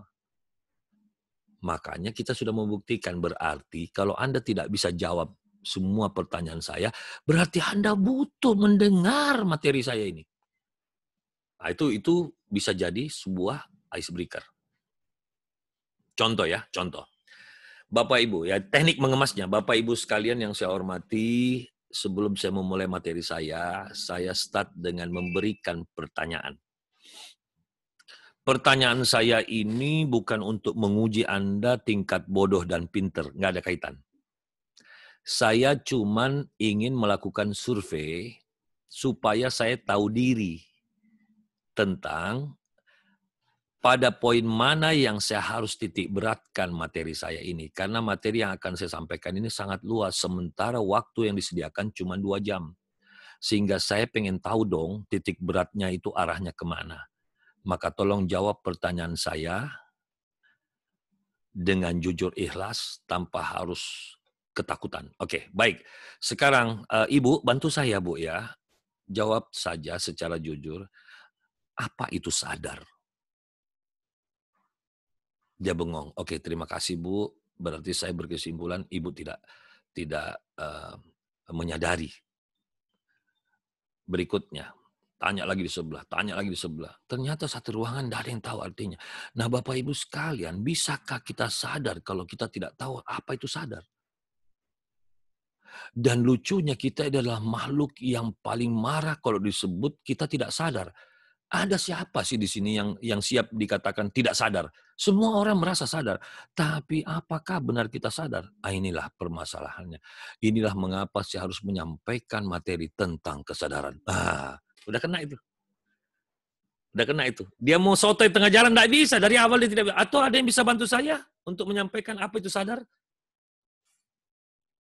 Jadi, sampaikan pertanyaan yang membuktikan bahwa materi kita wajib dia ikuti sampai selesai. Oke. Tentang pertanyaan ini, saya juga biasanya menggunakan icebreaker kedua. 2A ya, ini 2B. Mungkin Anda aneh karena ada narasumber belum menyampaikan materi, langsung membuka kesempatan bertanya. Bapak Ibu sekalian, sebelum saya start materi saya, supaya enak ke depannya, saya memberi kesempatan Anda dalam waktu 5 menit, berikan saya pertanyaan apa yang Anda ingin sampaikan menyangkut materi yang akan saya sampaikan ini, supaya saya tahu apa yang Anda ingin ketahui hari ini. Itu tekniknya. Silakan Bu, ada pertanyaan Bu? Silakan Bu, datangi dia, dekati. Silakan Bu, ada pertanyaan? Ibu, silakan. Bapak, ada pertanyaan? Nggak ada. Baik, nggak ada pertanyaannya. Di sini saya berkesimpulan, Anda memang harus banyak tahu tentang hal yang akan saya sampaikan ini. Karena untuk bertanya saja Anda bingung, nggak tahu mau tanya apa. Jadi kesimpulan saya, Anda ini benar-benar tidak tahu apa yang saya mau sampaikan. Maka izinkan saya untuk lebih luas menyampaikan materi saya ini. Itu bisa. Itu bisa ya. Itu teknik icebreaker. Dan orang itu kalau dia sudah ketahuan kalau dia bodoh, dia siap mendengar. Yang paling bahaya itu kalau dia masih rahasiakan kebodohannya. Tapi kalau kita sudah bantu dia untuk legowo menerima kebodohan, kebodohan itu kan bukan hal yang negatif. Bodoh itu artinya dia tahu kalau dia perlu tahu. Karena dia tidak tahu. Itu bodoh. Ya, mohon maaf. Untuk sementara kita artikan begitu. Ya. Kita lanjutkan. Nah, iya penting loh. Iya loh, dia saling mendukung itu. Iya Pak ya, betul. Ini penting ini. Ini ternyata, iya kita tidak menyadari loh. Dia mulai bantu kita itu. Tapi tolong bijaksana ya, kalau menyampaikan itu bijaksana. Kalau enggak, habis Anda diserang. Kalau Anda belum siap bermain ini, jangan. Karena ini memang jam terbang. Jam terbang. Dan Anda boleh mix kondisi ini. Ya, saya kasih Anda satu contoh tentang pertanyaan dan statement. Ya, saya kasih Anda satu contoh. Alhasil, suatu ketika, saya duet dengan Tanto Yahya untuk memberi motivasi para petinggi di Bank Indonesia. Saya lupa itu tahun berapa.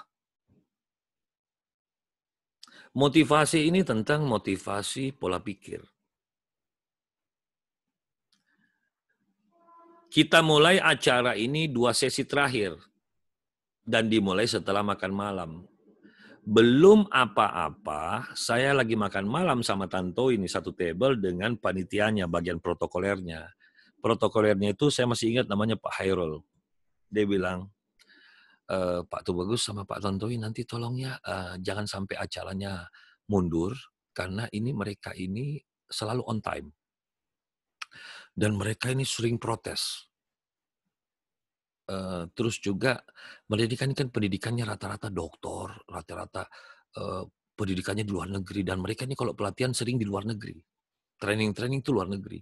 Jadi kecenderungannya itu kalau ada pembicara-pembicara lokal agak saya yakin dia ini pengen melabrak saya. Kalau Tantowi kan ada namanya, kalau saya kan tidak punya nama di dunia popularitas. Gitu loh. Karena saya duet aja sama Tantowi, nah, dia nyerang saya nih. Oh, oke. Apalagi Pak Bagus nanti kalau misalnya jangan mundur ya waktunya. Karena ini, apa yang terjadi? Karena pembicara awal itu, Tantowi itu kan dari dulu kalau duet sama saya selalu minta dia pertama. Gitu loh. Nah, sudah, waktu beliau bicara, apa yang terjadi? Karena pesertanya itu tidak ada, tidak lebih dari 20 orang. Ada Yusef, ya bentuknya Yusef gitu. Tantowi bicara tengah-tengah, saya ngintip dari luar. Ya Allah, garing banget ini peserta ini. Ini sekelas Tantowi loh, dilirik pakai kacamata plus itu cuma diginiin doang. Sambil dia kerja dengan laptopnya, Tantowi ngomong.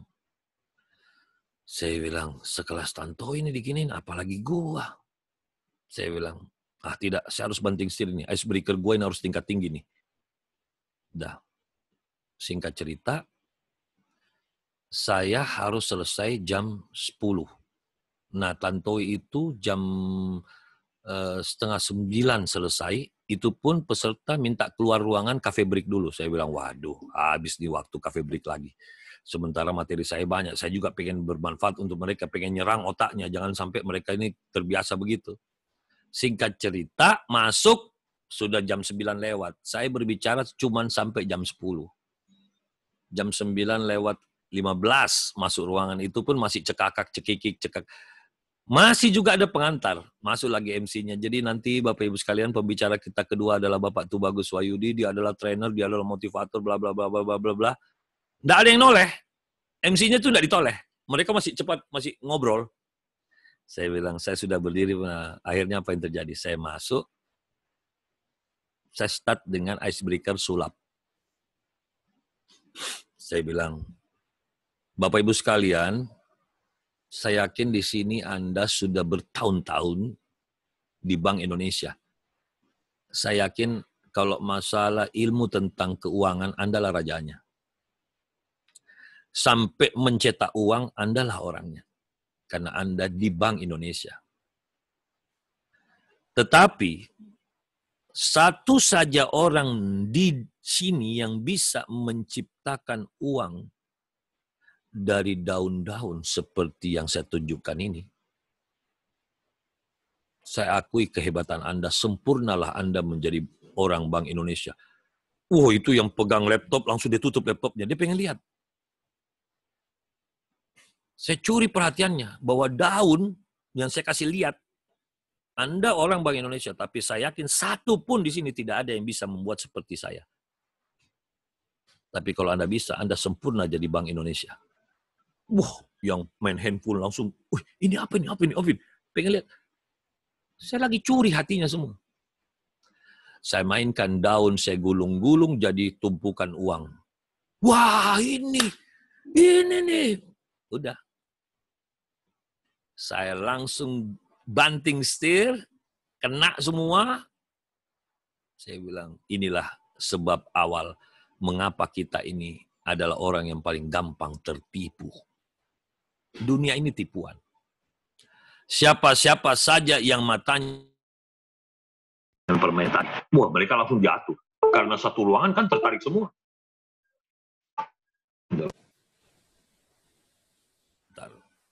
Mereka semua tertarik. Saya bilang padahal siapa-siapa yang tertarik dengan permainan seperti ini, itulah orang yang paling gampang ditipu di luar. Berarti kita dong katanya. Ya siapa lagi? Saya lagi berbicara sama siapa? Dia ngakak. Udah dapet feel-nya.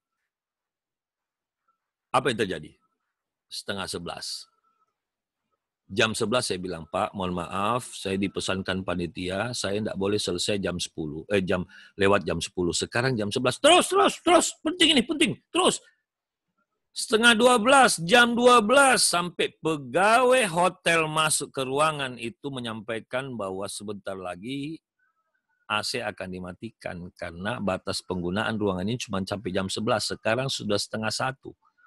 Itu pun dia bilang genapkan jam 1. Saya bilang, Pak, besok kita mau senam jam 6 pagi. Nggak usah senam-senaman, ini yang penting. Sampai saya keluar dari ruangan masih ditahan. Di depan lift saya masih dikumpulin sampai ada 2 orang ikut ke kamar pengen bertanya. Coba itu. Jadi buahnya icebreaker itu kuat sekali. Makanya mainkan di situ. Apalagi waktu Anda mainkan icebreaker, dapat energizer-nya kuat, closing power-nya clear, otaknya terkunci. Otaknya terkunci. Hipnotik dia. Ya. Oke, saya lanjutkan. Jadi, ternyata menyampaikan sebuah atraksi itu adalah poin ketiga di dalam icebreaker. Atraksi boleh apa saja. Mau sulap, mau salawatan, mau baca ayat, perbagus Anda punya tartil, Anda mau musik, mau nyanyi, mau tadarusan atau apa, silakan. Tapi lakukanlah atraksi. Mau akrobat, mau atraksi games, boleh. Atraksi senam otak, itu boleh. Ya, tapi paling tinggi daya hipnotisnya icebreaker itu adalah sulap. Ini, sulap. Makanya nanti usahakan luangkan waktu sedikit lah. Kuasai beberapa trik-trik sulap, nanti saya ajarkan. Ya, cuman ini tidak bisa kita lewat on air, harus live karena kita pelajari ya. Ya tidak usahlah sulap-sulap yang hentel. Tapi kalau Anda tertarik ya silahkan dalami sendiri. Tidak bisa saya mengantarkan Anda sampai clear ya. Orang bilang cleansing hand itu istilahnya Anda mainnya itu sudah bersih banget gitu loh. Tangan Anda itu sudah dahsyat banget. Apalagi yang wanita-wanita di Indonesia itu pesulap wanita itu bisa dihitung sebelah tangan. Nyaris tidak pernah kita lihat. Apalagi ustazah main sulap. Wah, orang bilang, keren nih. Kenapa? Umat itu banyak yang ketipu sama sulap. Lucunya disambung dengan akidah. Kenapa bisa begitu, Om? Karena sulap itu membuat orang hipnotik. Nah, akidah itu harus masuk ke alam hipnotik. Makanya kenalah sama dukun, kenalah sama itu banyak. Ya gara-gara sulap. Sulapnya main dukun, jamaahnya percaya itu adalah kekuatan. Padahal itu semua boleh jadi dua hal. Boleh jadi trik sulap atau istidraj. Ini kasihannya. Jadi atraksi boleh. Apalagi? Ini terpaksa saya harus hapus ya. Nanti tinggal Anda lanjutkan. Apalagi yang keempat? Kok jadi ke sini. Bentar. Yang keempat, apalagi Om? Pembuktian. Pembuktian ini bisa Anda pakai grafik. Tampilkan grafik. Bapak Ibu sekalian, coba kita lihat dari jumlah sekian persen, di tahun sekian. Nah, karena ada orang kalau lihat pembuktian, dia langsung buka diri. Ada lagi pembuktian apa? Sampaikan sebuah wacana bahwa banyak orang itu sudah ngaji, sudah apa, tapi lihat akhlaknya sama orang tuanya. Coba pelitnya luar biasa, itu pembuktian. Boleh pembuktian langsung oleh tanda-tanda kekuasaan Allah yang Anda temukan. Ya, boleh juga tanda-tanda kekuasaan Allah yang langsung dari Al-Quran. Bapak Ibu sekalian, Anda pernah dengar yang namanya Abu Lahab? Siapa dia? Ada apa sampai Abu Lahab dimasukkan ke dalam Al-Quran? Jangan sampai kita lah ini Abu Lahab milenial. Itu wacana. Ya, pembuktian. Jadi pembuktian itu boleh lagi apa? Bikin film pendek. Putarkan Bapak Ibu sekalian sebelum saya menyampaikan materi saya. Silakan saksikan film berikut ini dulu. Tonton, lalu berikan pertanyaan. Apa yang Anda lihat dari film itu? Apa hikmahnya film itu? Makanya mengapa ada ayat yang berbunyi? Sikat di situ. Pembuktian. Boleh, silakan. Mau pembuktian apa? Apalagi yang bisa jadi icebreaker? Keterangan.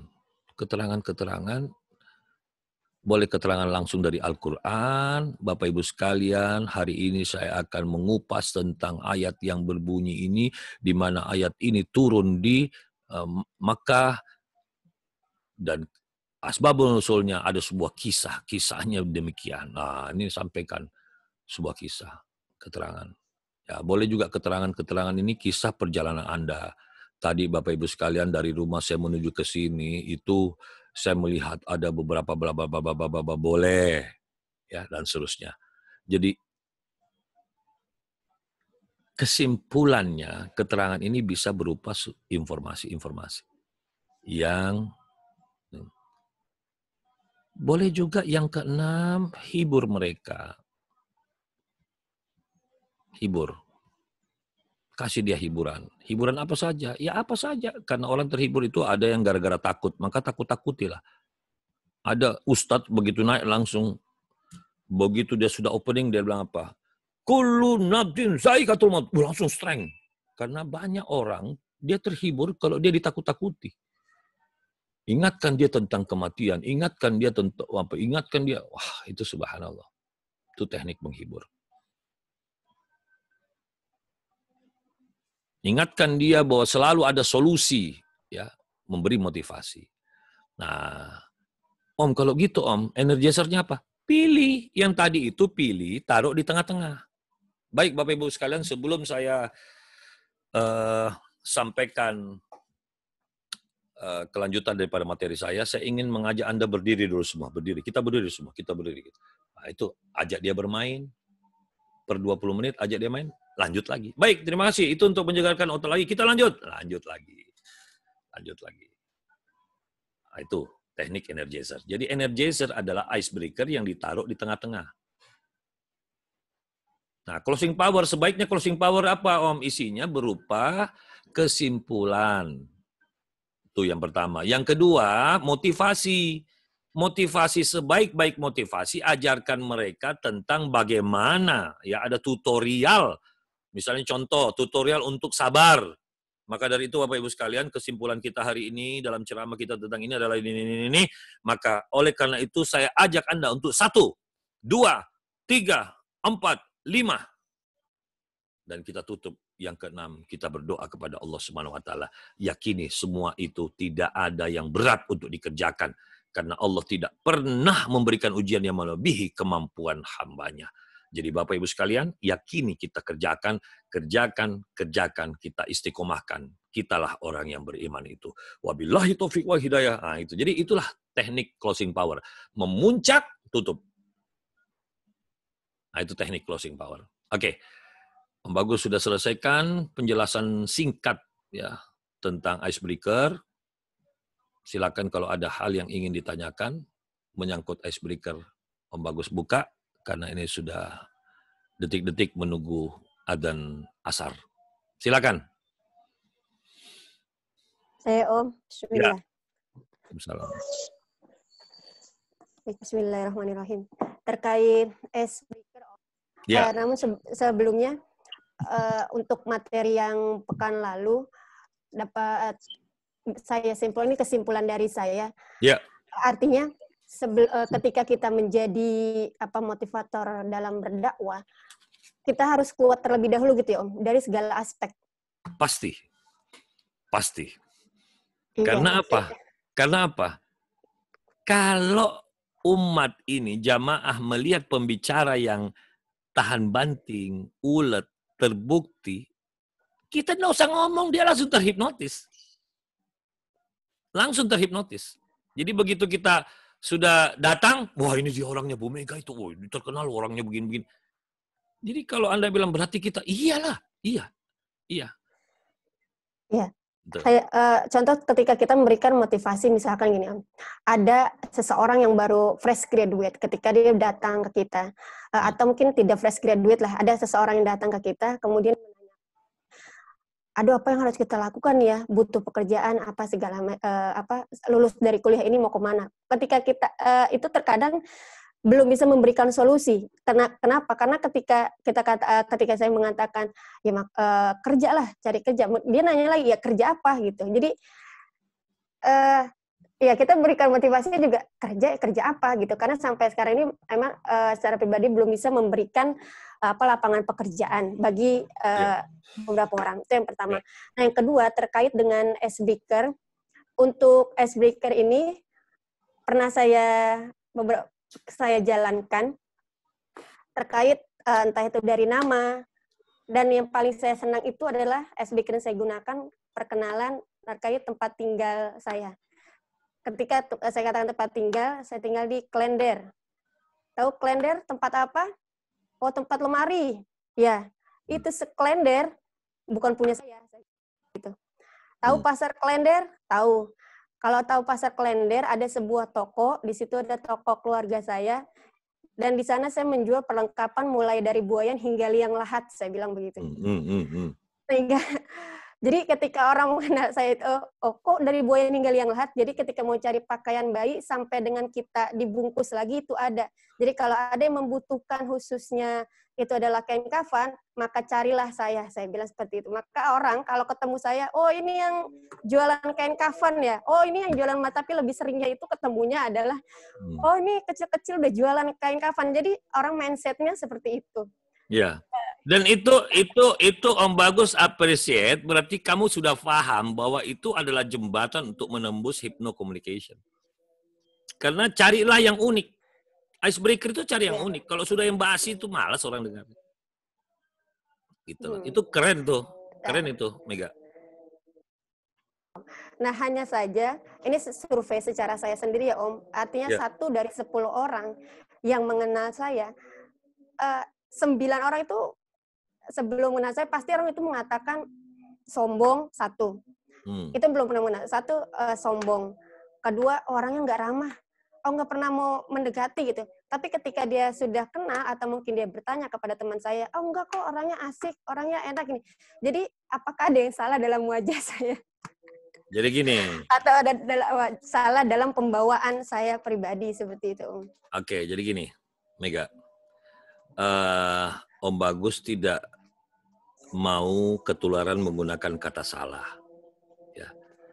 Kalau salah ini agak berat diterima oleh psikologi kita. Kalau saya lebih bagus menggunakan tidak tepat. ada yang tidak tepat. Ya. Karena begini, tidak semua orang dikasih wajah yang langsung disebut dengan wajah ekstrovert. Itulah ujian kita. Jadi tidak perlu lagi kita tanya, mengapa sih Om saya ini dikasih wajah yang introvert?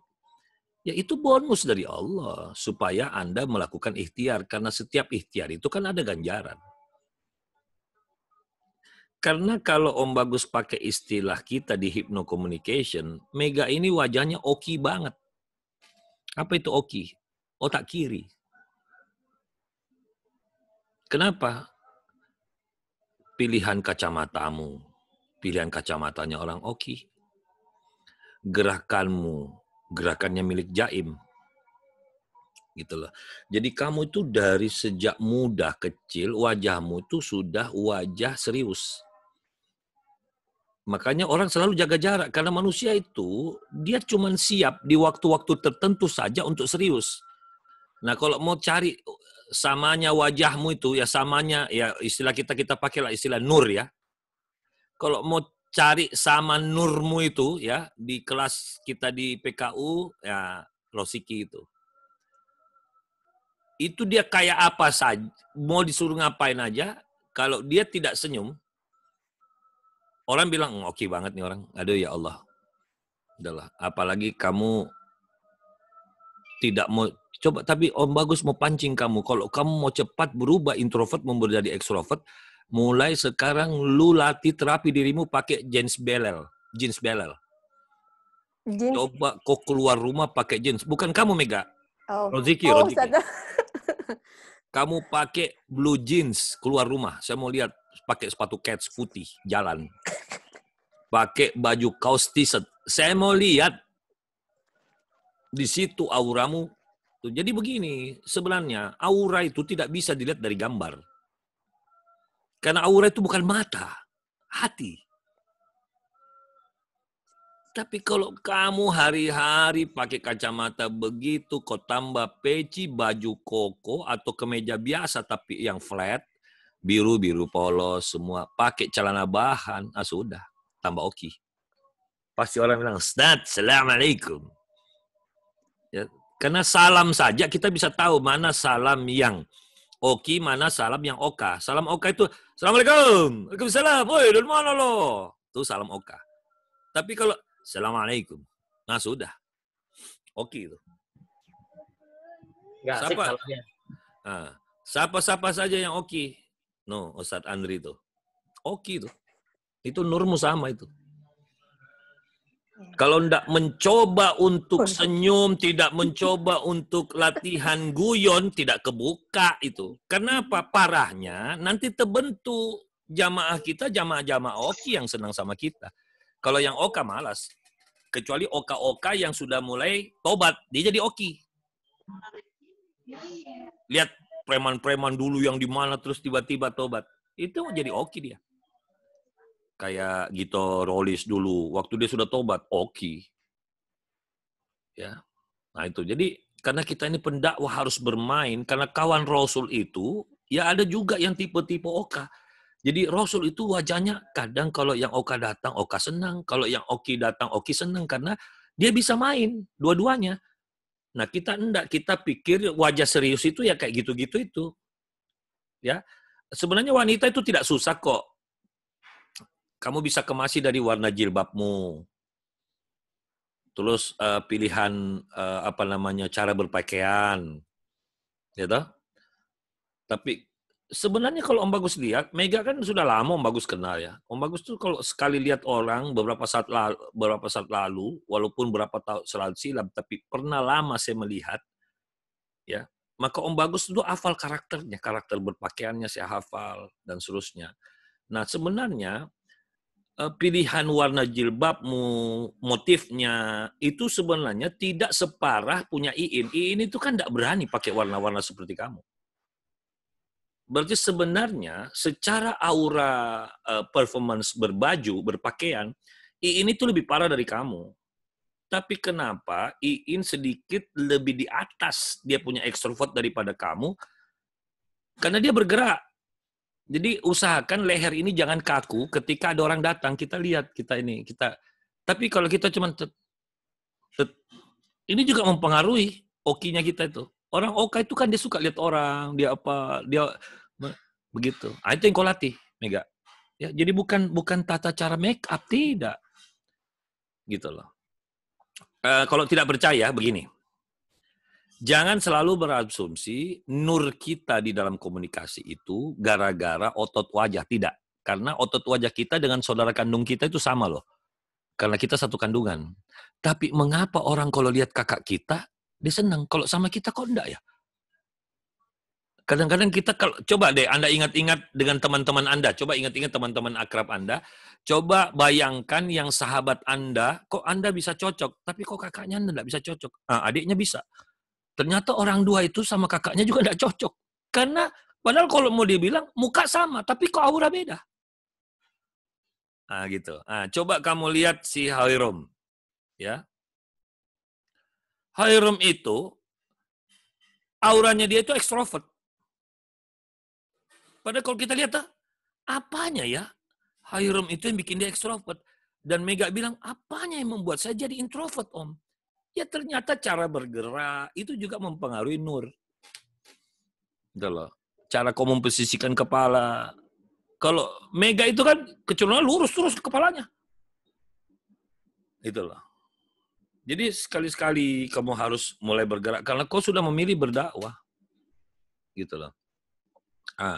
Si Irior itu juga. Itu kalau dia tidak rubah kemasan dia. Beda dengan Ujang. Ujang itu kan coba kau hafal saja. Kau kan sudah lama kenal Ujang.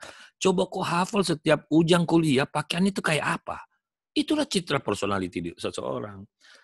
Kau coba-coba ingat Sanib kalau setiap kuliah, enggak jauh-jauh tuh, enggak batik, peci hitam, enggak jauh-jauh itu. Karena itulah personality seseorang. Sehingga kalau kau lihat saja foto gambarnya Ujang di sini, kau satu Ujang itu. Dari jauh aja kau sudah tahu Ujang nih. Pecinya, Om. Iya kan? Selalu posisinya begitu karena itulah diri kita. Begitupun Syahirul Alim. Dia kan orangnya jaim ekstrovert. Jadi gitu. Kalau Syahirul itu juga dia sudah melakukan pelayanan, tapi begitu dia ini langsung oh iya dia oka ya, gitu loh. Berarti dia sudah pemain. Yang kasihan itu kalau kayak sahabatmu itu kayak Arif. Arif itu kok ajak guyon susah itu karena memang nurnya nur serius. Kalau Abdurrahman ini agak-agak bisa diajak main ya, masih. Kok ajak serius, oke, gitu. Tapi ada orang kita guyon, dianggap kita serius loh.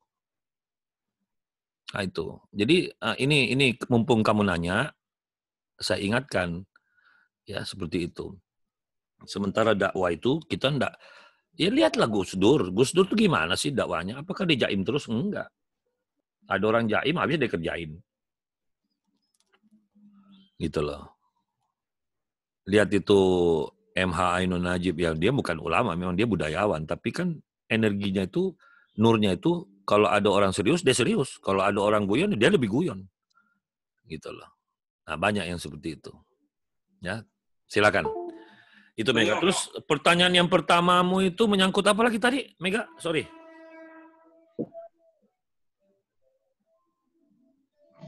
Mic-mu kau lupa buka. Ketika menjadi motivator dakwah, artinya kesiapan dari segala aspek. Dan ketika kita tidak siap, ada beberapa aspek yang kita tidak siap, itu bagaimana gitu? Jujur. Atau kita harus menguatkan diri, kuat jujur. Diri sendiri. Tadi, saya ingat, tadi pertanyaanmu bukan itu. Tadi itu pertanyaanmu, contohnya kalau ada orang bingung dengan pertanyaan dia sudah kuliah selesai, mau kerja. Jadi sampaikan begini, untuk mencari rizki Allah, kita harus kerja. Kerja itu ikhtiar. Tapi yakinkan kepada umat bahwa namanya rizki itu tidak selamanya uang. Kalau kita ini mengawali karir selalu uang, biasanya orang yang berpikir uang itu, Allah katakan apa? Silakan. Kalau kau mencari pekerjaan yang kau cari uang, silakan. Kau kasih, tapi kau sulit ketemu aku. Tapi kalau kau mencari pekerjaan yang kau cari aku, maka apa sih yang bukan milikku di bumi ini? Ah, gitulah. Jadi sadarkan dia, kalau kau mau kerja, kerja aja. Kerja tidak harus jadi pegawai. Malah lebih parah lagi bahasa makronya. Setelah engkau sholat, bertaburanlah kau di muka bumi. Bayangkan loh, bertaburan loh. Nggak ada perintah jadi pegawai itu. Nah kita ini kok orang Indonesia kan hobinya tuh, gue belum kerja nih. Bukan itunya. Kalau mau kerja, keluar aja, ambil sapu, kerja. Sapu itu depan rumahmu, itu juga kerja. Tapi kan tidak ada gajinya. Oh, berarti kau cari gaji, bukan cari pekerjaan. Kalau mau cari pekerjaan, kerjain aja. Apa yang bisa dikerja? Bangun tidur ya kerjain. Emang Om Bagus ini punya pekerjaan. Yang punya pekerjaan itu kan Allah. Kita dipinjamkan. Saya tidak punya pekerjaan. Jadi apa saja yang bisa dikerja hari ini ya kerjain aja. Tidak usah sampai harus jadi pegawai, harus ada pangkat, harus jabatan. Nah, padahal Rasul sudah ingatkan pekerjaan yang betul-betul dimuliakan, ditinggikan oleh Rasul itu dagang. Maka kalau kau belum ada pekerjaan tetap, ya tetapkanlah, selesai toh. Tetaplah menjadi pedagang, tetaplah jadi motivator, tetaplah jadi. Tapi jangan kita jadikan profesi kita itu sesuatu yang salah. Pengen jadi guru, jadikan profesi. Nggak usah. Jadilah guru, tapi nggak usah Anda guru, tapi Anda juga dagang beras. Jadi Anda pekerjaan itu dagang beras. Lah, Anda kan juga nggak guru di madrasah. Iya, itu pengabdian sama Allah. Itu bukan pekerjaan saya. Itu ibadah saya. Kalau pekerjaan itu biasanya sasarannya uang. Nah, sekarang kau mau cari Allah atau cari uang? Karena kata Allah, kalau kau cari uang, ku kasih kau, tapi kau susah ketemu aku. Tapi kalau kau bekerja untukku, maka apa sih yang bukan milikku? Ku kasih kau semua. Nah, terbukti. Kalau saya bohong, saya sudah buktikan dalam hidup saya. Dulu Om Bagus ini, apa-apa yang saya lihat uangnya. Sampai Om Bagus tuh masa mudanya itu sudah bisa beli mobil, tapi hidup saya tidak tenang. Karena saya cuma dapat uang, tidak dapat Allah. Tapi setelah saya bekerja mencari Allah, loh kok saya gampang beli macam-macam. Tidak susah. Padahal saya ini adalah orang yang tidak ada gajinya. Sampai detik ini. Jadi kalau orang kena corona itu stres karena tidak ada pendapatan, Om Bagus dari dulu beginilah hidupnya. Tidak pusing saya. Mau ada uang masuk, mau enggak, saya tidak pusing. Yang saya pusing kalau saya tidak punya Allah. Nah gitu loh. Jadi sudahlah, Allah atur kita punya rezeki. Yang penting bergerak, dan bergerak. Gitu. Ya sudahlah, ada orang minta, Pak Bagus tolongin dong, saya butuh ini. Sini saya bantu, Bu. Tapi saya tidak punya uang. Sini, emang saya minta uang sama Ibu. Kita kerjain. Tapi ada aja Allah kasih. Macam-macam, bukan dari dia.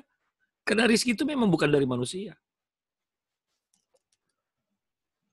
Ya seperti itu. Tapi jangan juga, tapi kalau dia mentalnya pegawai, ya sudah, arahkan dia menjadi pegawai. Begitu, Mega. Ya, jadi sampaikan kalau kau mau cepat mau beli Alphard, jangan jadi pegawai.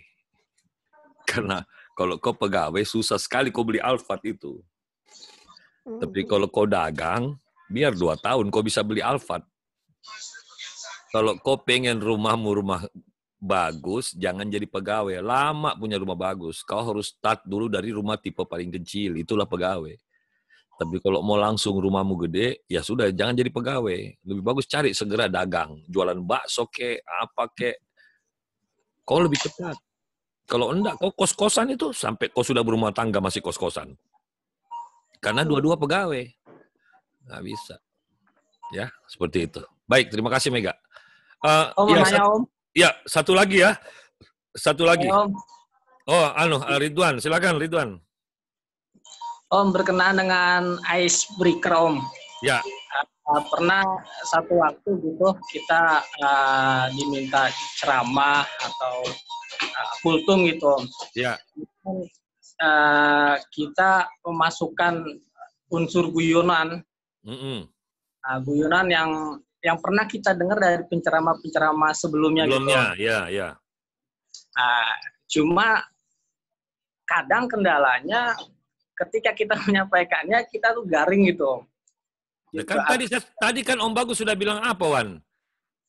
Apa-apa itu dilatih. Karena begini, ada cerita lucu banget, tapi kenapa kalau kita yang cerita, orang kagak ada yang ketawa. Nah, yang kedua, ada orang ceritanya ini kita udah tahu, tidak lucu, dan kita sudah pernah dengar cerita itu, tapi waktu dia yang bawakan, kita kok bisa ngakak. Jadi ternyata kembali kepada falsafah ilmu kita di mata kuliah ini, bahwa yang dilihat itu bukan materinya semata, tapi cara kita mengekspresikan materi. Makanya tadi Om Bagus mengatakan, tolong latihan ya, latihan. Makanya kalau ada waktu kita praktek, saya pengen sebenarnya, karena sebenarnya di dalam mata kuliah ini, salah satu bentuk prakteknya itu Anda harus memilih ya di antara beberapa persuasif, tapi minimal 3. Tapi sebaiknya Anda itu sudah bisa lulus bercerita untuk ekspresi lucu. Jadi waktu Anda sampaikan orang ketawa.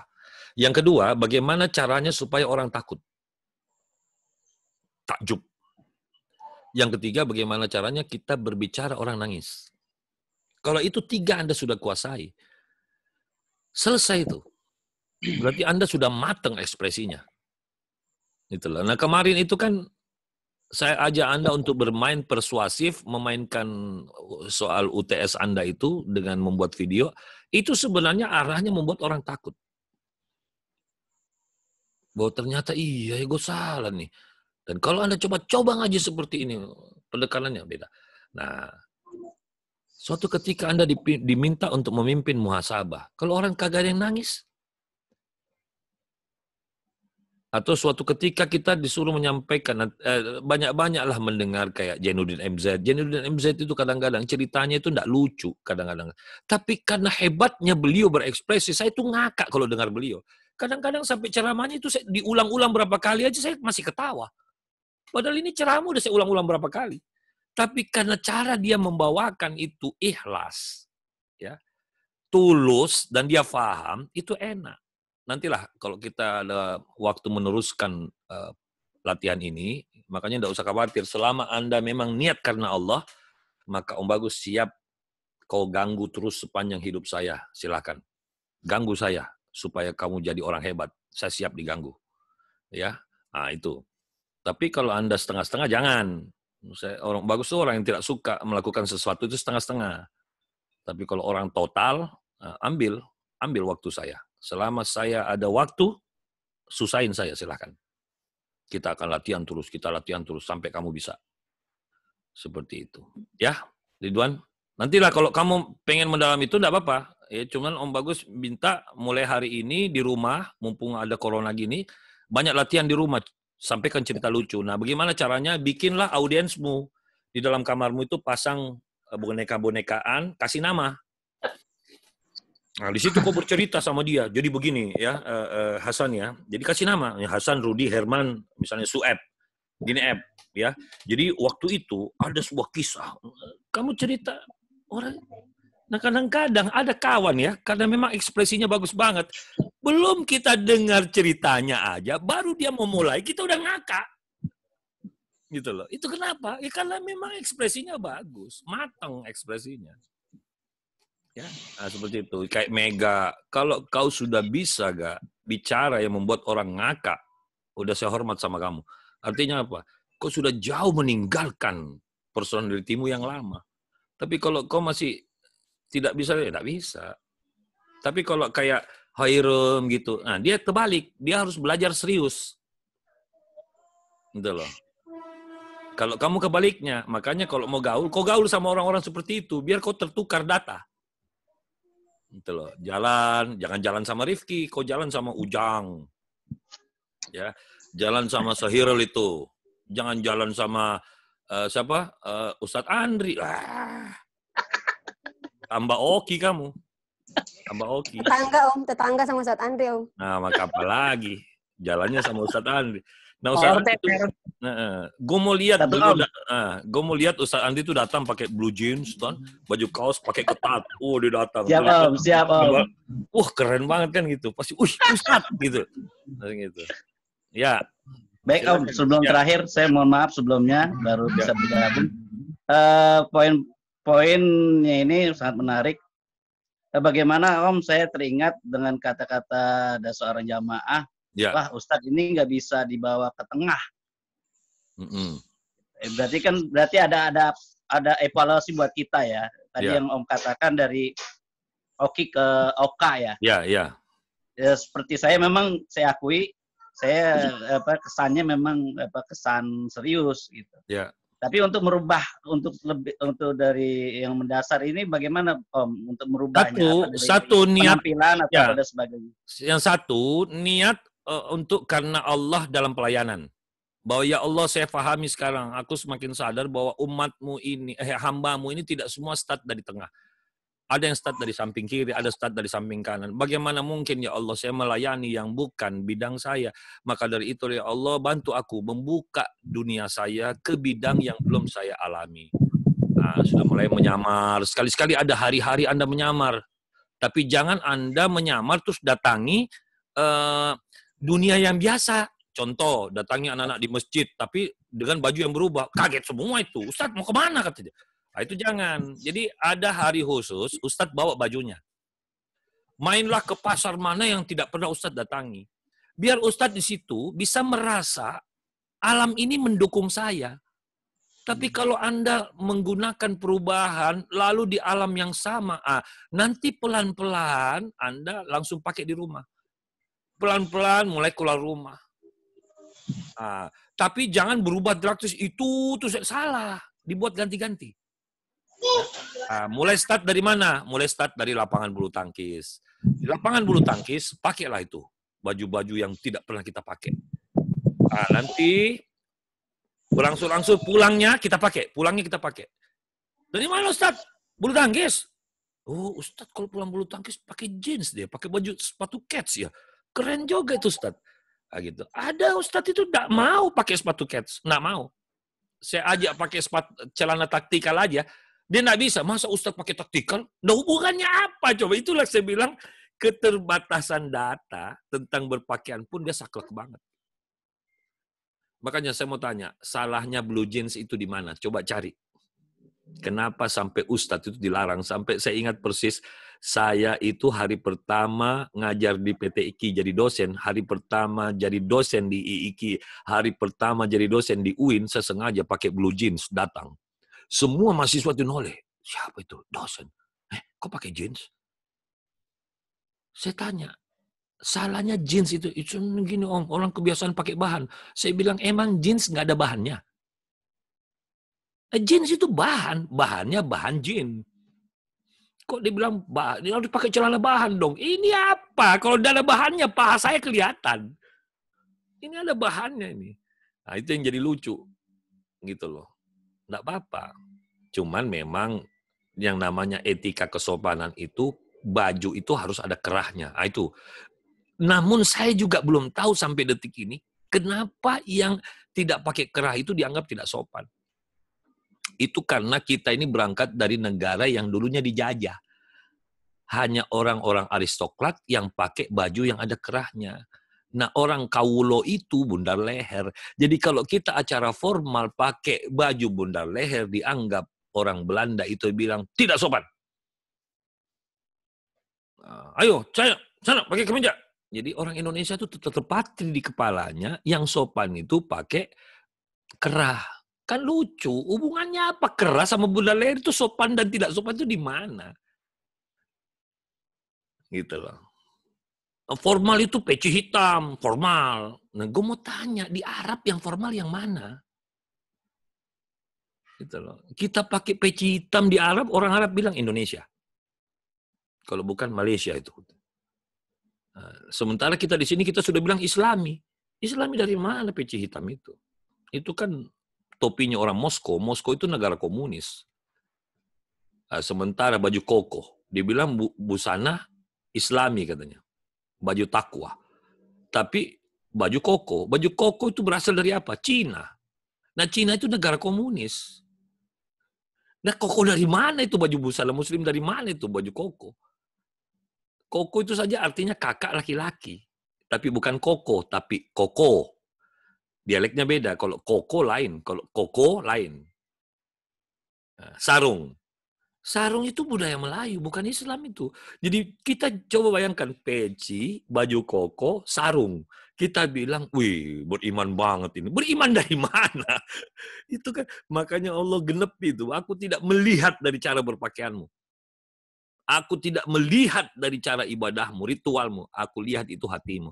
Jadi kembali lagi, yang benar itu apa yang sampaikan Rasul. Niat dan keilmuan. Jadi saya setuju Ustadz, saya terima kasih. Berarti Ustadz tuh sudah memikirkan apa yang kita bahas di semester ini. Tapi saya ingatkan, kembali kepada teori awal tadi, jangan drastis, berangsur-angsur. Manusia tidak siap melihat Ustadznya itu berubah drastis. Ada apa ini semenjak masuk di itu loh, MUI loh, Ustadz tuh udah bahaya itu. Jangan-jangan dia mulai liberal. Wah, kena lagi tuh fitnah. Tuh. Ustadz kok pakai baju kos oblong? Itu saya bingung itu. Salahnya baju kos oblong itu di mana, gue bingung.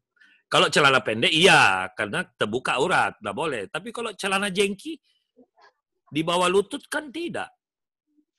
Gitu. Baik Om, terima kasih Om. Terima kasih Ustaz. Selamat menikmati. Dan Amin, kalau amin. perlu suatu ketika, saya mau lihat bagaimana Anda mengeksplor ya. Saya pengen lihat tuh kayak Ahmad Roziki itu, tapi di rumah saya, jangan di luar. Kalau di luar nanti ada yang lihat fitnah. Di rumah saya, dia naik ke panggung, saya kasih lagu, dia nyanyi sambil joget. Itu yang gue pengen lihat. Tapi niatnya untuk terapi gerakan tubuh, bukan untuk niat joget. Gitu loh. Gue mau tahu itu, karena kita sekian tahun itu. Coba, Hoirum aja ngakak ketawa itu. Kenapa? Dia udah ngebayangin tuh kayak apa Roziki joget sambil nyanyi. Gitu loh. Nah, ternyata iya Omnya ada ilmunya. Iyalah, kita ini terlalu cepat, dikit-dikit haram. Mama. Udah. Ya, sampai ketemu karena sudah lewat azan nih. Sekarang. Ya, semoga apa yang kita bahas ini semakin memicu kita punya semangat dan istiqomah dalam dakwah. Om Bagus minta maaf lahir batin kalau ada kekurangan. Amin. Salam untuk keluarga. Kita akhiri dengan hamdalah, alhamdulillahirabbil alamin. Dan doa kafaratul majelis. Subhanallah.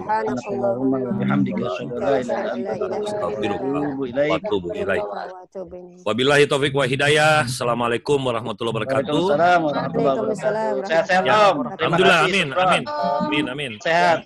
Ya. Semua urusan. Mudah-mudahan sehat terus. Amin. Om Bagus langsung pamit ya. Yuk.